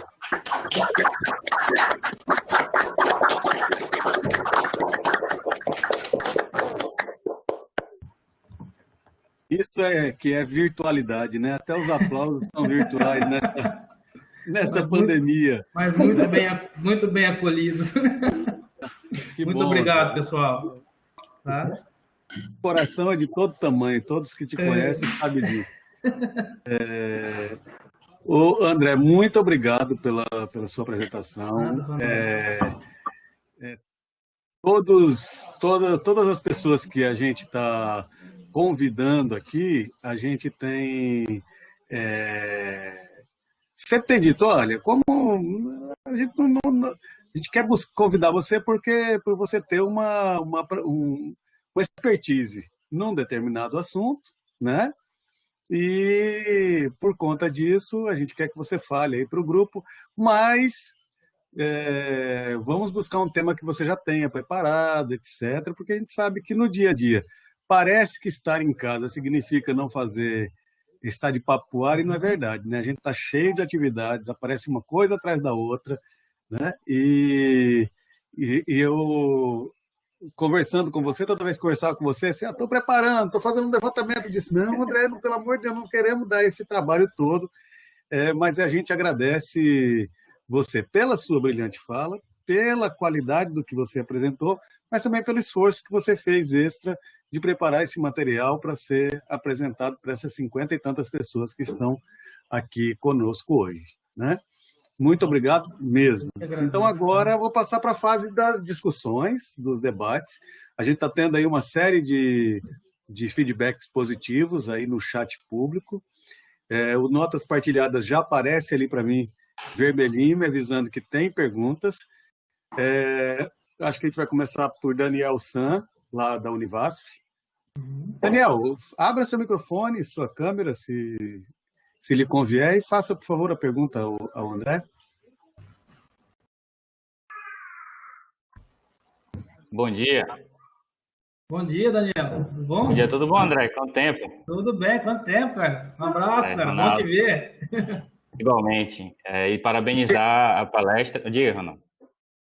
Onde que vocês se conheceram? Como é que é? Porque, olha, nunca vi. Acho que o pós-doc que passou aqui pela UFBA, que mais é conhecido nesse Brasil é o André. É impressionante. É bom demais, né? Daniel saiu daqui da UFBA quando eu entrei. Mas ele teve na UFBA aí depois, quando eu estava aí. Tô brincando, lá no Univasf, Daniel. Tô brincando, sigam aí com as perguntas. Toda vez que eu for a Salvador, eu vou lá ver vocês. Eu vou aí, né? No caso, Ronaldo. Isso. Então, parabenizar mais uma vez a iniciativa. Eu acho maravilhoso isso, a gente ter pessoas assim de diversos locais, né, do Brasil envolvidos na ciência, na pesquisa. Isso é muito bom. André, parabéns pela palestra, gostei muito, até botei ali, né? Gostei muito daquele início da botar as revistas, acho isso muito interessante para a gente ver o perfil, né? E eu coloquei uma pergunta lá em relação à metodologia, né? Porque é uma coisa que eu me deparei muito com. Eu vi que você falou que acha interessante ter metodologia diferente, tal, mas que seja explicado. Eu vejo isso um pouco de preocupação, André, porque eu vejo muitas pesquisas, muitos pesquisadores que utilizam os métodos, leem esses métodos, citam os métodos, mas, na verdade, não seguem a padronização do método. Uhum. Pelo que você colocou na apresentação, as fotos, aquilo ali é a perfeição mesmo, né? Você colocar um animal na superfície lisa, mas a gente vê que isso é muito complexo e as pessoas acabam citando algo que realmente não fizeram. Acho que isso é preocupante, né? Porque a ciência a gente não pode fazer esse tipo de coisa, né?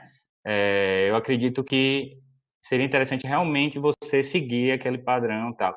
Eu já vi casos até do gancho, né, que prende a carcaça, várias formas diferentes, então aquilo ali já altera o tipo de avaliação que você faz. Então a pergunta é em cima disso, né? Como é que a gente poderia tornar isso menos subjetivo, né? Que tipo de tecnologia a gente pode utilizar? Eu vi que você botou a câmera ali, mas eu já vi outras formas também, que realmente são um pouco mais caras. Eu tive em Viçosa, e o professor Mário Chisotti lá está montando um laboratório, né? Ele com ultrassom, com coisa assim, realmente tomografia. Isso realmente é uma coisa bem mais avançada, assim, bem mais cara da gente fazer. Né? Eu acho que é bem mais complexo. Mas o que outras coisas mais palpáveis a gente poderia utilizar, se você tem esse conhecimento, né? Para tornar esses métodos menos subjetivos? A pergunta é isso. Daniel, muito obrigado, tá? Pela pergunta, pelos comentários, tá? Te agradeço. Vou começar falando da questão do gancho. É lógico, a gente tenta fazer a avaliação subjetiva, mas com menos erro possível. Então, dando um exemplo do gancho, o interessante seria que fosse 17 centímetros, por exemplo, entre uma perna e outra, né? Só que se a carcaça é muito grande e muito leve, já vai ter uma diferença ali. Então, é difícil você realmente controlar, né? Mas já ajuda, está pelo menos padronizado. Qualquer metodologia que for usar, seguir ela buscando a perfeição do jeito que foi citado, né? E nessas questões das possibilidades, como você comentou, a parte de ressonância magnética, a tomografia, está fora da realidade de muitos centros de pesquisa. Então é difícil, ainda mais agora nesse período de falta de recursos. Além do que, metodologias muito complicadas e difíceis de você conduzir. O que eu poderia sugerir, que eu tenho conversado com alguns colegas?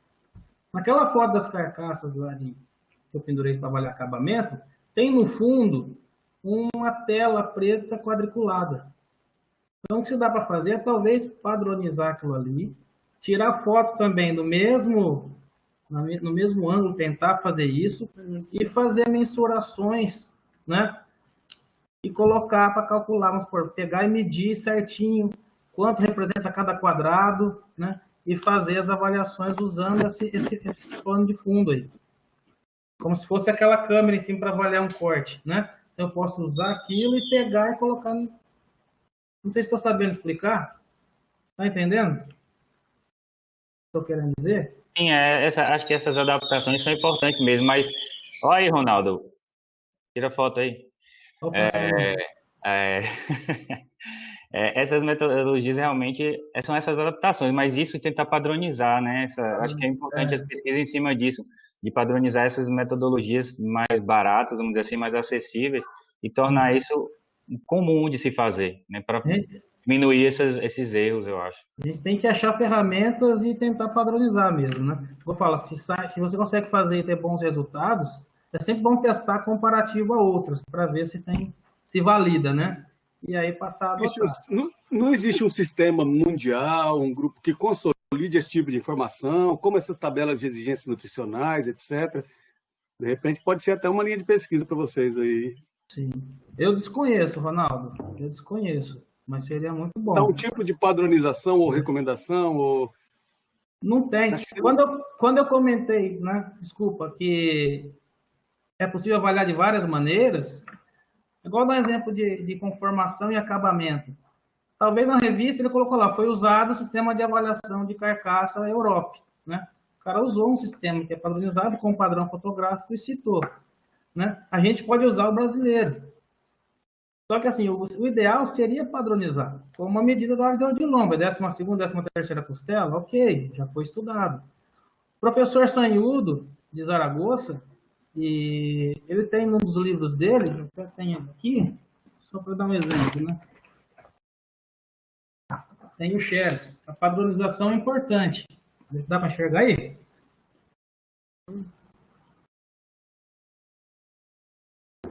Metodologia para o estudo da qualidade da carcaça e da carne de ruminantes. Tem numa página aqui, ele mostra até a questão do músculo, qual região do músculo você tem que cortar. Vamos supor, para pH, cor e maciez, qual para composição química. Isso seria interessante, ter uma padronização, independente da característica, mas, infelizmente, ainda não, a gente não tem percebido isso. Tá? O Ronaldo, André, vocês me permitem parte do assunto? Claro, filho.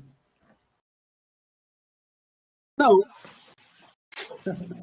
Estou sacaneando. Entra aí, Rafael. Primeiramente, bom dia a todos. E fico muito feliz de poder participar. Como o Ronaldo falou, a gente está permitindo que várias pessoas de vários estados, com formações diferentes, estejam conversando de um assunto importante aí. O que o Ronaldo comentou, que seria interessante mesmo, a mesma coisa, a questão de exigências nutricionais para os pequenos ruminantes. Nós, aqui do Brasil, a gente utiliza informações, tabelas nutricionais de outras pessoas. Na questão das avaliações, seja subjetivas ou objetivas, também utilizamos, principalmente do pessoal do pessoal da Europa, né, de modo geral, sendo que a gente tem um outro genótipo. Nosso genótipo principal é deslanado, é bem diferente dos animais que foram desenvolvidas essas metodologias aí, seja objetivas ou subjetivas. Então, eu vejo que o caminho seria a mesma questão nutricional. A gente ter bancos de dados nossos. Parabéns aí pela palestra, André. Eu achei muito bacana, você comentou a questão dos artigos, e realmente eu vejo muito isso, seja as medidas subjetivas ou objetivas dominantes, cada um faz de um jeito. Tem essa questão que o Daniel comentou da padronização. Eu acho que é muito importante a gente padronizar a questão do gancho. Muitos falam em 17 centímetros, 18, 19, 20, mas às vezes a gente não vê essa questão. Mas o que tem a ver o gancho? Quando você deixou o animal 24 horas na câmara fria, ele vai definir o formato da carcaça. Eu vou ver depois musculosidade, que nem você comentou das fotos. Dependendo como você estruturou o gancho, ele vai me gerar uma avaliação diferente da conformação da carcaça. E, de modo geral, o que eu percebo? A padronização dos nossos animais, a gente não tem muito isso. É um monte de raça, um monte de cruzamento, até dentro de uma mesma raça. Eu conheço vários tipos de santainês, mesmo registrados, que têm padrão corporal totalmente diferente, massa muscular, tamanho corporal. Então, assim, eu considero, na minha experiência aí, pelo que tem divulgado, as coisas que acontecem no campo, ainda a gente está engatinhando. A gente observar a bovinocultura, que está muito avançado. Uma das dificuldades também é a padronização. As carcaças nossas não têm gordura, porque boa parte dos animais é proveniente de pastagem.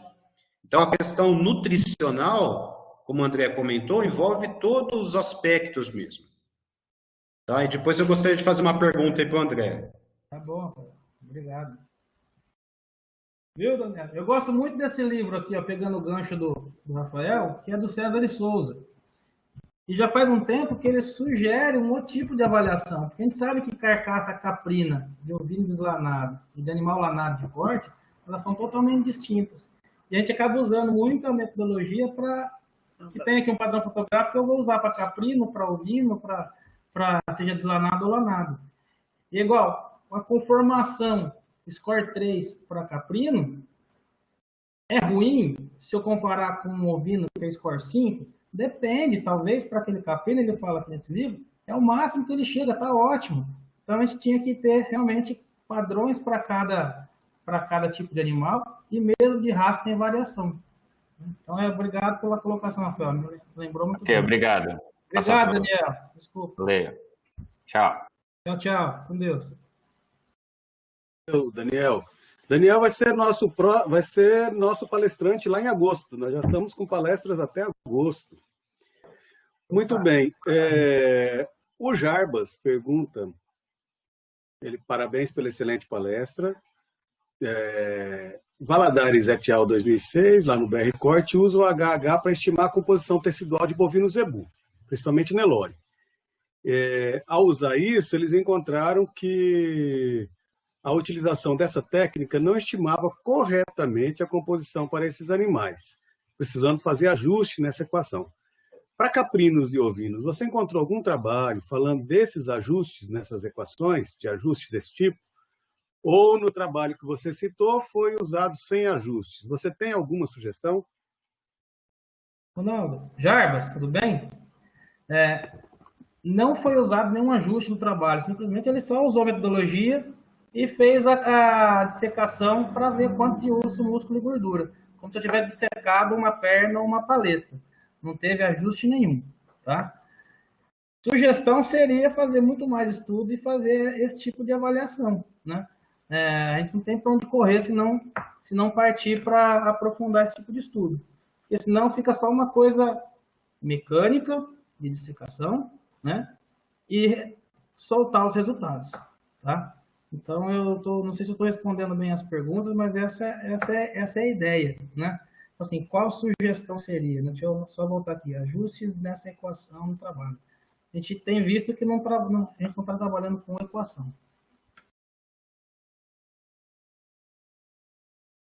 Isso. Muito bem. O Américo quer perguntar. Américo, você está entre nós? Quer fazer pergunta aí no vídeo, por favor? Pode ser. Opa! Deixa eu habilitar aqui. Tudo bom, André? Tudo bom, Américo? Parabéns pela palestra, muito boa, cara. Ajuda muito a gente, porque aborda uma questão metodológica que pode significar comprometer o nosso trabalho, né? Então, traz realmente informação muito valiosa para a gente. Está de parabéns. Obrigado.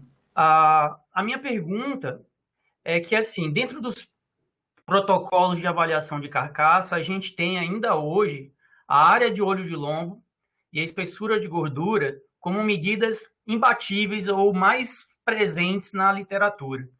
E o problema que eu vejo na espessura de gordura é que aquelas escalas, muitas vezes, a gente se pergunta, mas essa escala, ela respeita essas diferenças genéticas ou, né, de genótipos entre os animais ou não? Porque muitas vezes a gente acaba sendo levado a forçar o animal a uma condição que não é natural dele. Ou seja, a gente não pode querer que o animal tenha, sei lá, quase 1 centímetro de espessura de gordura, quando que o padrão genético dele não é para isso. Então, assim, essa escala que eu vejo de espessura de gordura, ela tem, na minha opinião, uma certa limitação pelo fato de não ter uma segregação de genótipos para a gente possa fazer uma avaliação mais precisa. Eu queria saber a sua opinião em relação a essa escala, já que ela é tão usada, e também a questão em relação a esses protocolos mais objetivos. Eu acho que o futuro, invariavelmente, vai levar a gente a tecnologias mais sofisticadas. Eu sei que elas são caras, mas, de repente, como eu coloco no item 2 da pergunta, a gente pode trabalhar com um número... Ela é tão precisa e tão eficiente que a gente pode trabalhar com um número menor de animais, mas a gente vai mapear ele de ponta a ponta. Então, isso leva a gente a um trabalho colaborativo, né, juntando um time muito maior, agregando pesquisadores de diferentes instituições que viabilize o uso dessa técnica. Então, quem tem o aparelho pode não ter os animais, mas alguma logística dá para ser feita. Então, eu acho que, realmente, para ter o grau de objetividade, que foi o motivo da pergunta do Daniel, invariavelmente, se a gente quiser isso, esse grau de precisão mais alto, é esse caminho. É assim, a minha opinião, e eu queria saber a sua opinião em relação a esse segundo item da pergunta. Parabéns, viu? Obrigado, Neto. Obrigado mesmo. Sempre muito bom falar contigo aí. Então, vou falar a primeira parte das escalas, tá? A gente usa, não tem padronização, você falou, para raças. O pessoal faz um estudo, como o Rafael também comentou, e a gente usa aquele padrão como se fosse um padrão fotográfico, tá? O ideal seria usar esse padrão fotográfico, mas para você ter um norte de como olhar, entendeu? Opa, uma carcaça independente da raça, é o que eu faço, né? Independente da raça, eu estou avaliando um Dorper com um santinês, eu vou procurar ver para qual lado ele vai, para o mais musculoso, para o menos musculoso, para o mais acabado ou menos acabado, né? E eu faço uma divisão, né? Então, eu uso mais no intuito de ajudar a tentar segregar essas carcaças. E eu, mesmo no subjetivismo, eu prefiro usar as escalas menores, vamos supor, de 1 a 5, sem essa questão de meio e meio, né? Respeito o professor Osório, quem trabalha com essa parte de meio e meio, mas vamos supor, na avaliação de acabamento do Colomber é de 1 inferior a muito gorda. Mesmo subjetivismo, eu consigo enxergar se ela está mais magra ou mais gorda. E mesmo se o animal ele não chega naquele ponto máximo, mas eu posso falar, sabe? Opa, essa carcaça, ela está com um acabamento normal ou um pouco gordo, né? Então, é uma indicação. É lógico que a gente teria que sair do subjetivismo, né? Que só fazendo análises mais precisas, a gente vai conseguir ter respostas mais pesadas. E nesse caso da tomografia, eu achei interessante mesmo na sua apresentação lá da amostragem, né? Achei muito interessante. E nos trabalhos que eu li, o que eu fiz nos trabalhos? Eu não tive tempo de ler na íntegra. Então, eu foquei o quê? Metodologia, e eu comparava nas tabelas de resultado quais características foram citadas que estavam lá presente, né? E eu dei uma olhada. Eu vi alguns trabalhos com N reduzido mesmo, tá?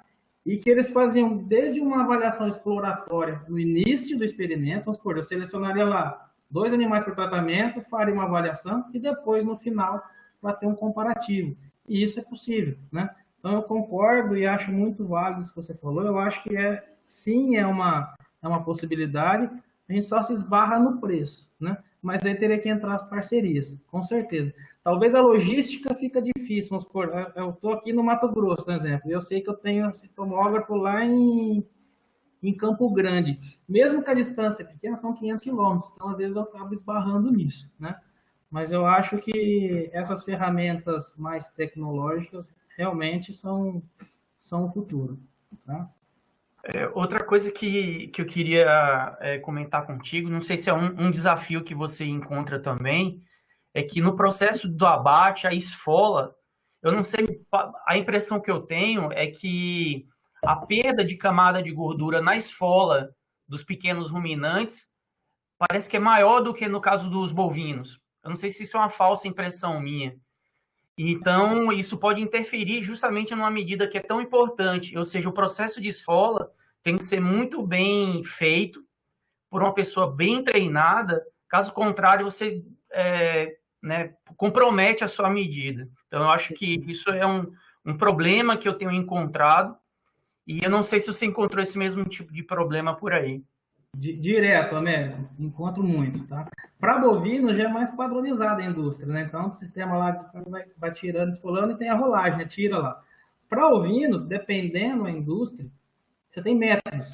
Tem gente que faz um furinho e injeta ar comprimido para soltar, isso facilita tirar e fica perfeito, e vai da experiência também do esfolador, né?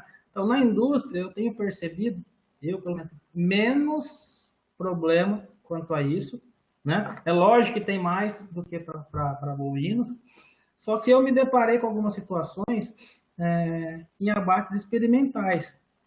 Tem locais que a gente tem condições de abater os animais, mas não tem experiência muito bem ajustada de quem vai fazer isso. Vou dar um exemplo de um outro projeto que eu participei, tá? Só para entender, eu nem coloquei as fotos, eu queria colocar aquelas fotos como só para chamar atenção.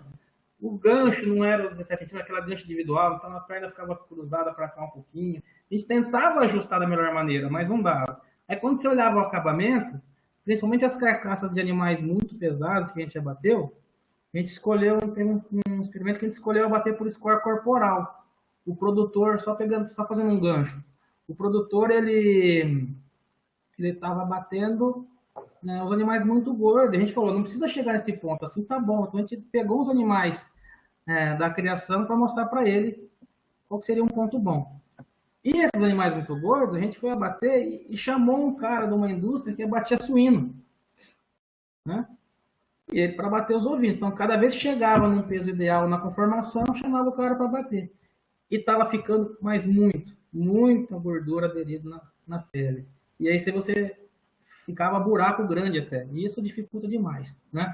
Então, assim, eu tenho percebido na indústria menos esse problema e em abates mais em unidades experimentais, um pouco mais em função de ter pessoas que talvez não estejam tão bem acostumadas na rotina disso aí. Eu posso fazer um abate, eu posso fazer uma esfola, né? Mas com certeza, por mais minucioso que eu seja, talvez vai ficar um pouquinho, né? Então, acaba sendo complicado. Por outro lado, só também pegando o gancho, na indústria a gente tem limitações, tá? Quando você faz um abate experimental, uma unidade experimental, você tem um controle também de algumas outras coisas. Já na indústria, se chegar lá a carcaça, tiver com algum probleminha, os caras vão aparar porque está mirando para a indústria. Aí o cara tira, vamos supor, um vazio, uma fraldinha. Isso já vai dar diferença no peso de carcaça, por causa de algum hematoma. Então você fica refém de algumas situações na indústria. Então teria que ser muito bem treinado. Não é qualquer um que vai chegar, bom, vou deixar que eu vou fazer uma pesquisa e eu vou abater, né? É igual ultrassom. Ultrassom, a pessoa tem que ter um treinamento muito bom, né? Por mais que eu tenha uma noção, isso eu já tenho visto. Não, eu vou passar um ultrassom lá, eu vou fazer a avaliação. Será que eu vou ter bons resultados? Né? Eu posso ter conhecimento e noção, mas às vezes eu não tenho a prática. Verdade. Você tem a experiência, né? Eu gostei da apresentação da possibilidade de tirar fotografia da carcaça. Eu acho que esses protocolos de captura de imagens têm grande futuro. Sim. Já se faz isso com a área de olho de lombo, então funciona muito bem. Então, assim, já tem trabalhos que relatam essa fotografia da carcaça inteira. Eu achei um trabalho, depois eu vou mandar para vocês. Tá? Agradeço. Eu achei um trabalho, se não me engano, é com caprino, que está nesse molde de avaliação. Você faz a medida e faz a fotografia e faz o comparativo, tá? Eu não sei se eu deixei ele aqui na... Eu não vou... Rapidinho aqui. Eu tinha deixado ele... Mas não são muitos, né, André? Assim, não, eu achei um trabalho desse por enquanto. Tem grande perspectiva. Depois eu acho, eu tenho separado ele, só não sei onde está aqui na área de trabalho, mas eu vou mandar, porque é uma sugestão para se fazer. A gente traz objetividade, né? E os trabalhos, a gente é muito carente de trabalhos que você testa a metodologia, né? A gente acaba seguindo, e isso seria muito importante. Opa, vou testar essa e essa. Qual que eu vou usar? É igual a área de olho de lombo normal. Tem alguns trabalhos, isso já tem um pouco mais, comparando. O que tem correlação? Ultrassom, é com planímetro, é com fórmula, né? Isso ajuda a validar. Ou se você criar uma nova metodologia, seria bom ser testado, tá? Valeu, obrigado. Valeu, Américo. Olha só, nesse assunto aí que vocês mencionaram, esses artigos, esse artigo que você não encontrou, André, e também você mencionou um slide lá que você tinha produzido. O que eu peço? Se for possível para você, passe para o Pedro a sua apresentação já com esse slide, se você encontrá-lo, e passe para o Pedro também esses artigos que você mencionou, esse artigo que você mencionou, que a gente coloca lá naquele endereço do Google Docs e Dropbox, para as pessoas poderem acessar por lá. Tá? Assim que você disponibilizar, a gente disponibiliza lá naquela tabela para que as pessoas possam acessar. Okay. Obrigado, Américo. A questão dos obrigado, Américo.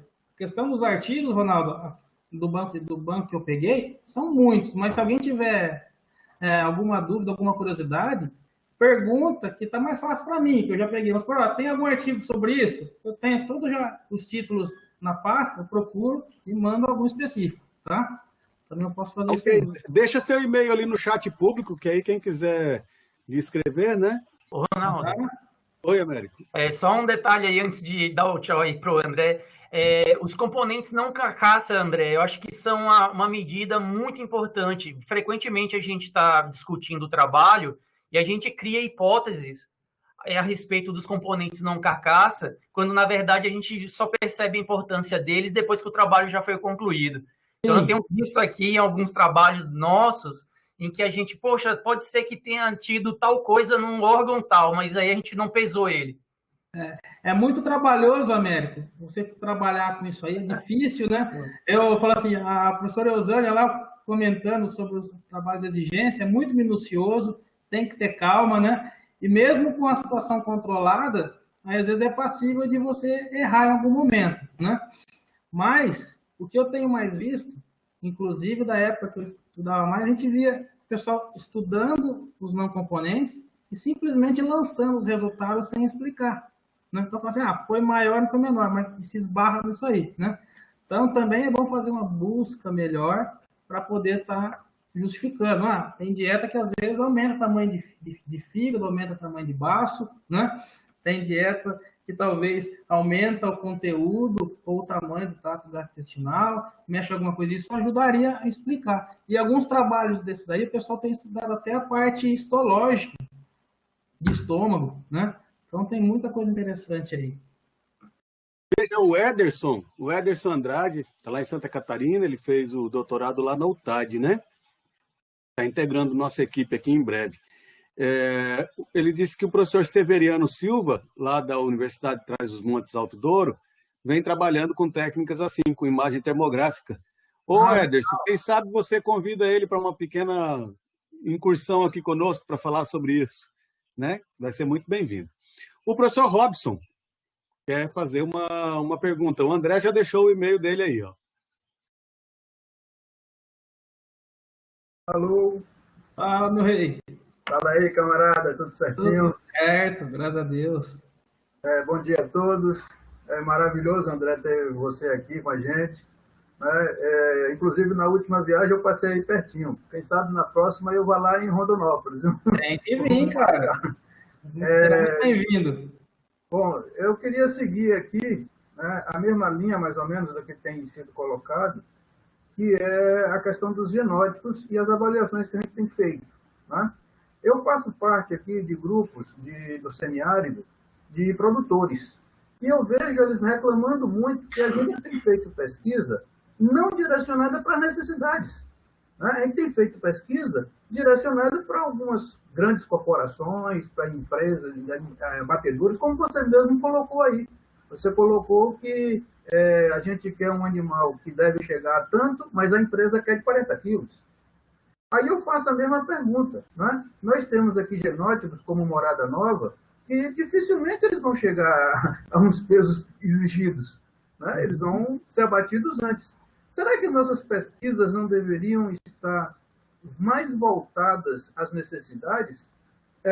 Nesse ponto, ainda vou no bovino. A gente tem aí querendo modificações de quantidade de gordura do Nelore, por exemplo, né? Querem botar mais gordura no Nelore, quando o próprio Sanhudo ele tem uma pesquisa feita com genótipos e locais, onde ele mostra que os locais dão preferência aos animais também locais. Então, quem é da Inglaterra gosta de ovino da Inglaterra, quem é de Portugal gosta de ovino de Portugal. Então, nós não estamos fazendo pesquisas pensando em quê? Né? A pesquisa não está sendo direcionada pelo que está sendo discutido para os que estão precisando da pesquisa. O que é que você acha disso? Robson, verdade, né? Assim, a gente já faz pesquisa, muitas vezes as pesquisas nossas não chegam nos produtores. Então, a gente faz pesquisa, às vezes vai para a revista científica, atende a necessidade dos pesquisadores, é lógico que tem sua importância, mas o produtor acaba, às vezes, nem sabendo, né? E é interessante, você falou do Morada Nova.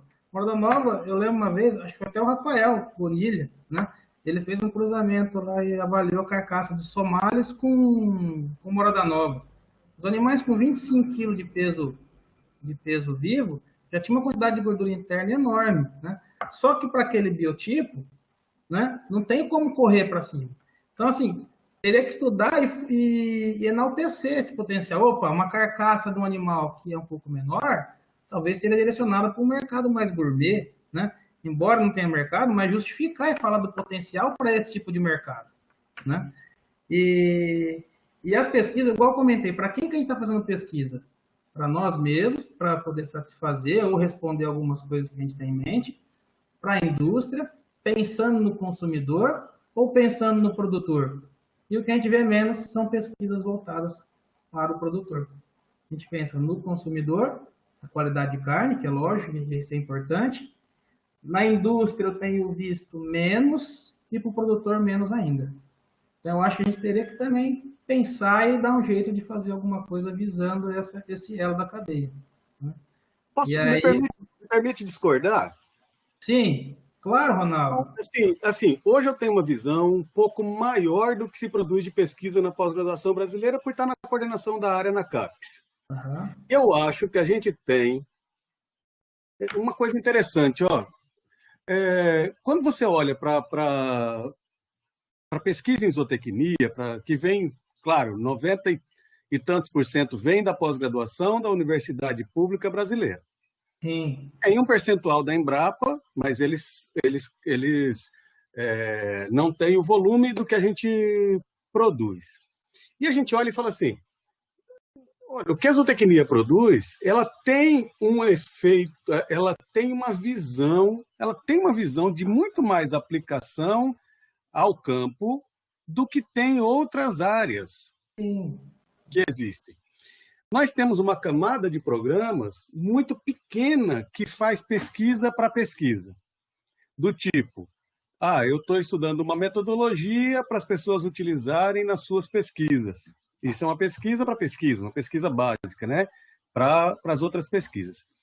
O que ocorre? Tudo que a gente, uma boa parte, essa outra camada fora da pesquisa para pesquisa, ela está estudando coisas que são voltadas para a pecuária nacional. Elas têm em grande medida, aplicação no campo. Então, eu não acho que a gente não faz pesquisa para o produtor, a gente não deixa de fazer pesquisa para o produtor, a gente não deixa de fazer pesquisa para a indústria, que também é outro cliente nosso, do ponto de vista de receptáculo de produção de conhecimento. A gente não deixa de fazer pesquisa para as pessoas aprenderem a fazer pesquisa, como uma metodologia de ensino, para treinamento de pesquisadores. Mas nós não temos um sistema adequado no Brasil de transferência de tecnologia. Não adianta nós acharmos que a universidade vai fazer tudo, ou que o centro de pesquisa vai fazer tudo, né? Por isso que a gente tem uma migração enorme da Embrapa indo para a transferência de tecnologia, o que eu acho que é uma grande saída para o país. E isso tem que dar um feedback importante para quem produz pesquisa, para dizer, olha, não perca tempo com aquilo que não vai impactar na sociedade.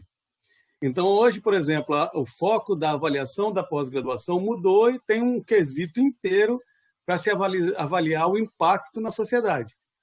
Isso é fundamental que a gente dê esse passo, porque eu acho que a gente faz muitas coisas interessantes, a gente faz muita repetição, isso eu sei, e assim, do ponto de vista do treinamento, isso pode ser até importante, mas do ponto de vista de aplicação de recursos públicos, não necessariamente, né?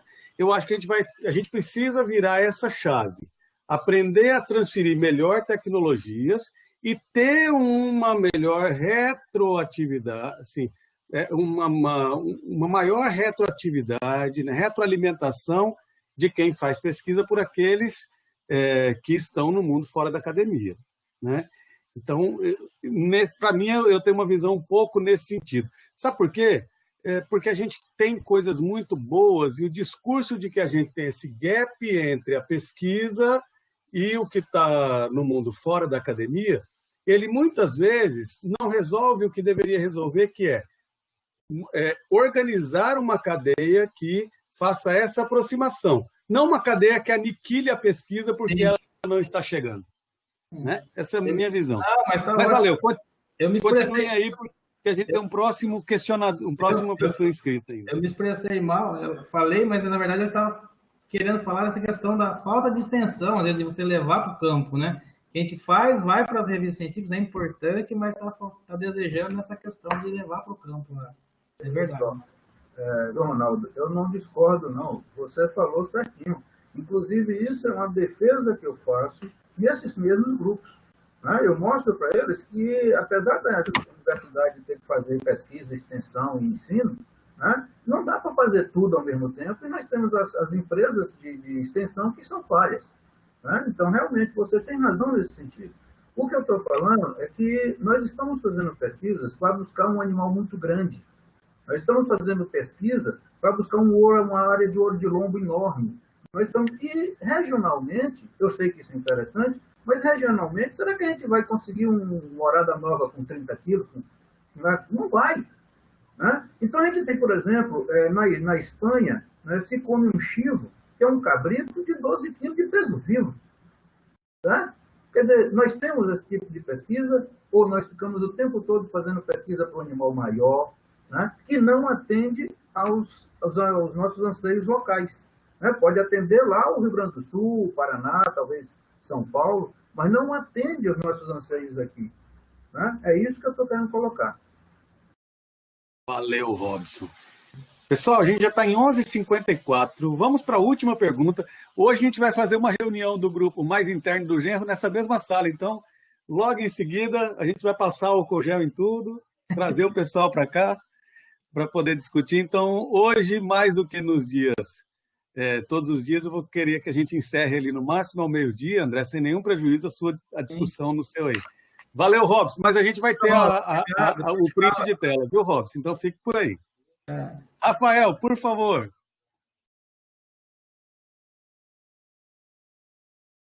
Rafael Bonilha.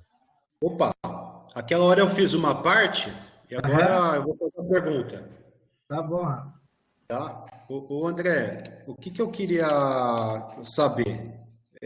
Eu sei que você tem experiência aí com ovinos, uma parte dessa experiência a gente participou em conjunto, e nessa revisão que você fez dos artigos, eu queria saber duas questões.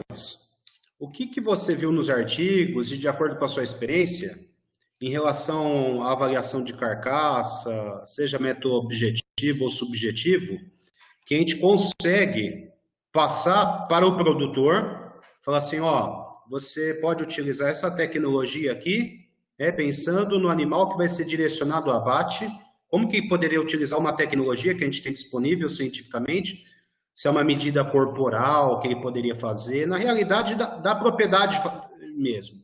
O que você recomendaria? Fala assim, ó, utiliza a medida X com o objetivo Y, pensando um animal que você comentou lá, um bom peso de carcaça, uma boa massa muscular, relação osso-músculo, né, que você comentou. Então, eu queria saber qual que seria a sua recomendação. E segundo, pensando nos artigos científicos, que metodologia, e de acordo com a sua experiência, que a gente poderia utilizar, que é mais aceita, pensando na composição da carcaça. Então, eu quero saber osso, músculo e gordura, que medida que eu poderia fazer, ou que conjunto de avaliações que estima com muita precisão, principalmente a massa muscular daquela carcaça. Rafael, vamos lá. Obrigado, viu, pela... Primeiro ponto, na questão de metodologias práticas para o produtor, cai no subjetivismo, em parte, né? Que seria o mais prático avaliar a conformação, a condição corporal dos animais, e vai dar uma boa noção do acabamento da carcaça, da quantidade de massa muscular, né? Mais do acabamento. Isso é fácil de ensinar e é fácil do produtor aprender. Para ele saber, opa, esse aqui já está num ponto bom para abate. Então, os animais que estão nessa condição, eu vou mandar para o abate.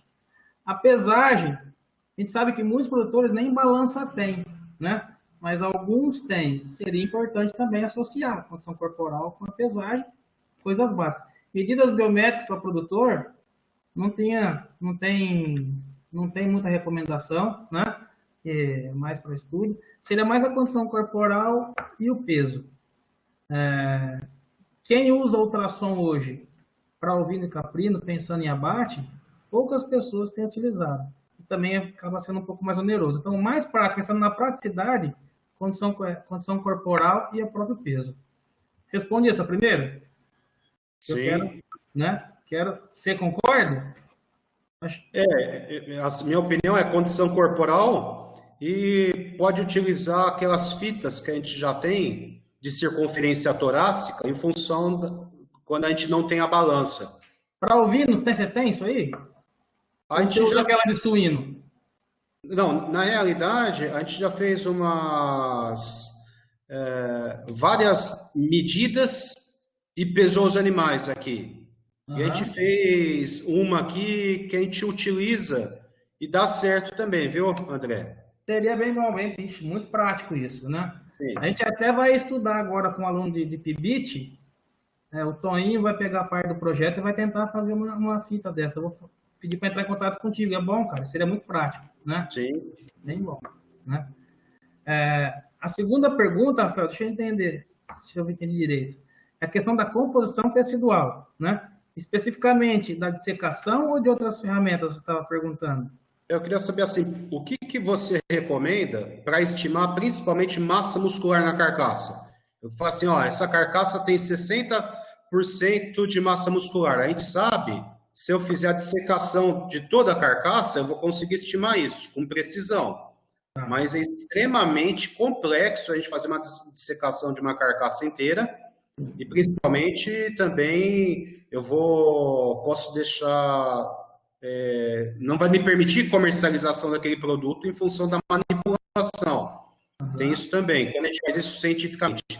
O que você recomenda o que eu poderia fazer de análise, seja objetiva ou subjetiva, que me indica com precisão quanto que tem de massa muscular uma carcaça, na sua experiência aí?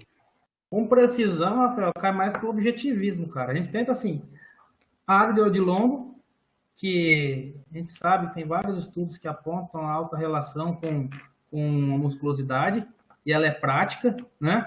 Saindo dessa questão de dissecação, né? E quando partir para dissecação, né, eu acho que já está muito bem também definido, você pode optar por um corte, por mais que você perca um dos cortes, em algumas situações é necessário. Não precisa dissecar a carcaça inteira, não sem estudos específicos, que eu quero, às vezes, estudar o crescimento de uma determinada raça, né? Vou bater em determinados pesos, vou dissecar tudo, né? Que é outro tipo de recomendação.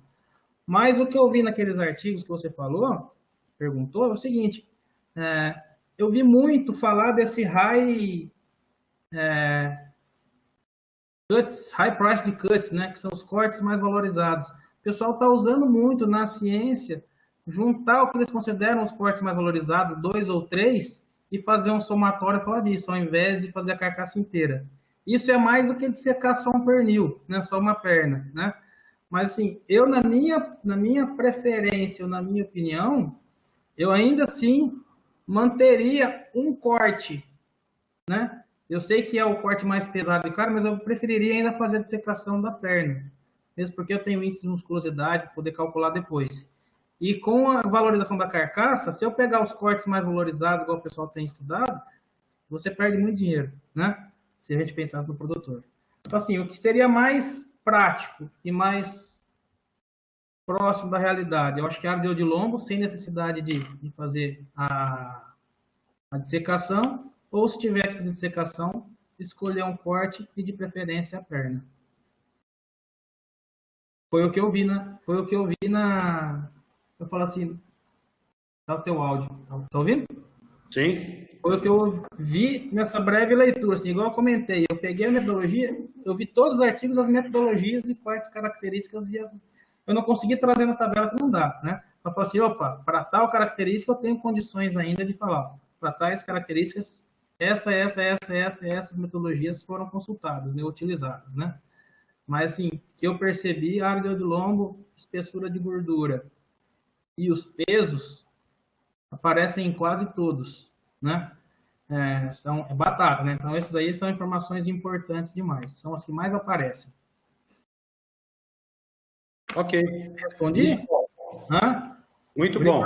Obrigado. A gente tem um tempo bom junto, né, Rafael? A gente, a distância, às vezes separa, mas estamos aí. Precisando, é sempre bom estar junto de amigos e de quem gosta da área, para ter afinidade, poder fazer as coisas juntos. Tá? Tem mais perguntas, Ronaldo? Tudo dá um monte de voltas. Não, nós vamos partir para o encerramento, fazer um agradecimento especial. Ô, Rafael, já fica por aí que vai ter um print, hein? Fazer um agradecimento especial a você, André, pela sua fala. Com certeza nos ajudou muito. Estamos muito felizes com você participando aqui às sextas-feiras, mesmo sem a fala, porque a gente volta a encontrar com o nosso grupo virtualmente, né? É o benefício dessas ferramentas. Então, a gente está tendo uma situação bem bacana. Eu queria convidar o pessoal para abrir a câmera aí, porque a gente sempre tira um print no final para colocar nas nossas redes sociais, divulgar, registrar, né? Ronaldo, eu queria só, de antemão, agradecer a participação de todo mundo. Feliz demais por estar com vocês. Rever tantos amigos, tá? Conhecer gente nova, tá? Isso é fantástico. Bom demais mesmo de estar participando. E nós queremos equilíbrio de gênero, viu? Mais mulheres. E tem uma frase que eu não lembro agora, que eu lembrei da frase, mas não lembrei do autor. Fala que a brasa fora do fogareiro se apaga, né? E você não deixa isso acontecer com seus filhos, vamos dizer assim, né? Você sempre está estimulando a gente aí, eu te agradeço. Tá bom? Okay. André, pelo amor de Deus, assim você me envelhece. Você não é meu filho, não me põe nessa posição, não. Eu acho que é irmão, então, se for assim, né? Melhorou. Olha aí, o Guilherme aí, o Zé Augusto, ó. Muito bom você estar por aqui com a gente. Adoro todo mundo. Oi, Meline, levanta aí pra gente, para aparecer melhor na câmera. Aí. Ou baixa a câmera, né? Tadeu não tirou o bigode ainda? Não, Tadeu? Bonitinho. O Tadeu não tirou o bigode. Eu tô passando minoxidil pra ver se o meu fica assim, mas bigode não nasce, cara. Aduba. Aí, Meline com o neném aí, ó. Bom, olha pessoal aí. Se quiser mais uma pessoa entrar, tem mais uma vaga aí ainda. Ô, Tadeu, Maria Leonor, pode ser um prazer ter você aqui. O Tadeu, daqui a pouco, com essa barbicha, tá o cara do Senhor dos Anéis. Olha o Ederson, Tô maravilha. tentando, Ederson vamos ver quanto tempo vai durar a pandemia. Grande Ederson. Ederson. Fiquei interessado na tudo lá, Ederson. Pode bater o print aí.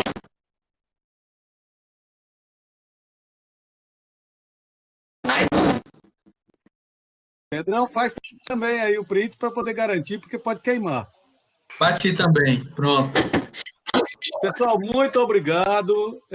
A gente se encontra na coração. próxima sexta-feira, às 10 da manhã. O endereço não muda, continua o mesmo, mas a gente também divulga aí pelo WhatsApp, divulga no nosso Instagram, que é o @genroufba. Eu pediria para o pessoal que a gente vai fazer uma pequena reunião interna aí de alinhamento das coisas do grupo. Vou pedir para os orientantes, para os colegas professores daqui do grupo base, que fiquem por aí para a gente falar por 10 minutinhos, por favor. Muito obrigado pela participação dos demais. André, muito obrigado, viu? Obrigado, Pedro. Obrigado todo mundo. Tá, bom demais. Agora não fique levantando artigo, não, que você tem 2 meses para pensar num parto gemelar aí, você não sabe o que vem pela frente. E não tem nenhuma roupinha lavada e as coisas não entregaram ainda. O enxoval tá atrasado. Mas vamos lá. Um abraço. Mas vamos lá, tem tempo. Um abraço, brigadaço. Valeu. Tchau, Tchau tchau. para todos aí. Valeu, Rafael. Um abraço. Daqui a pouco. Tchau, Robson, Daniel. Beijo, André. Tchau. Com Deus. Até mais.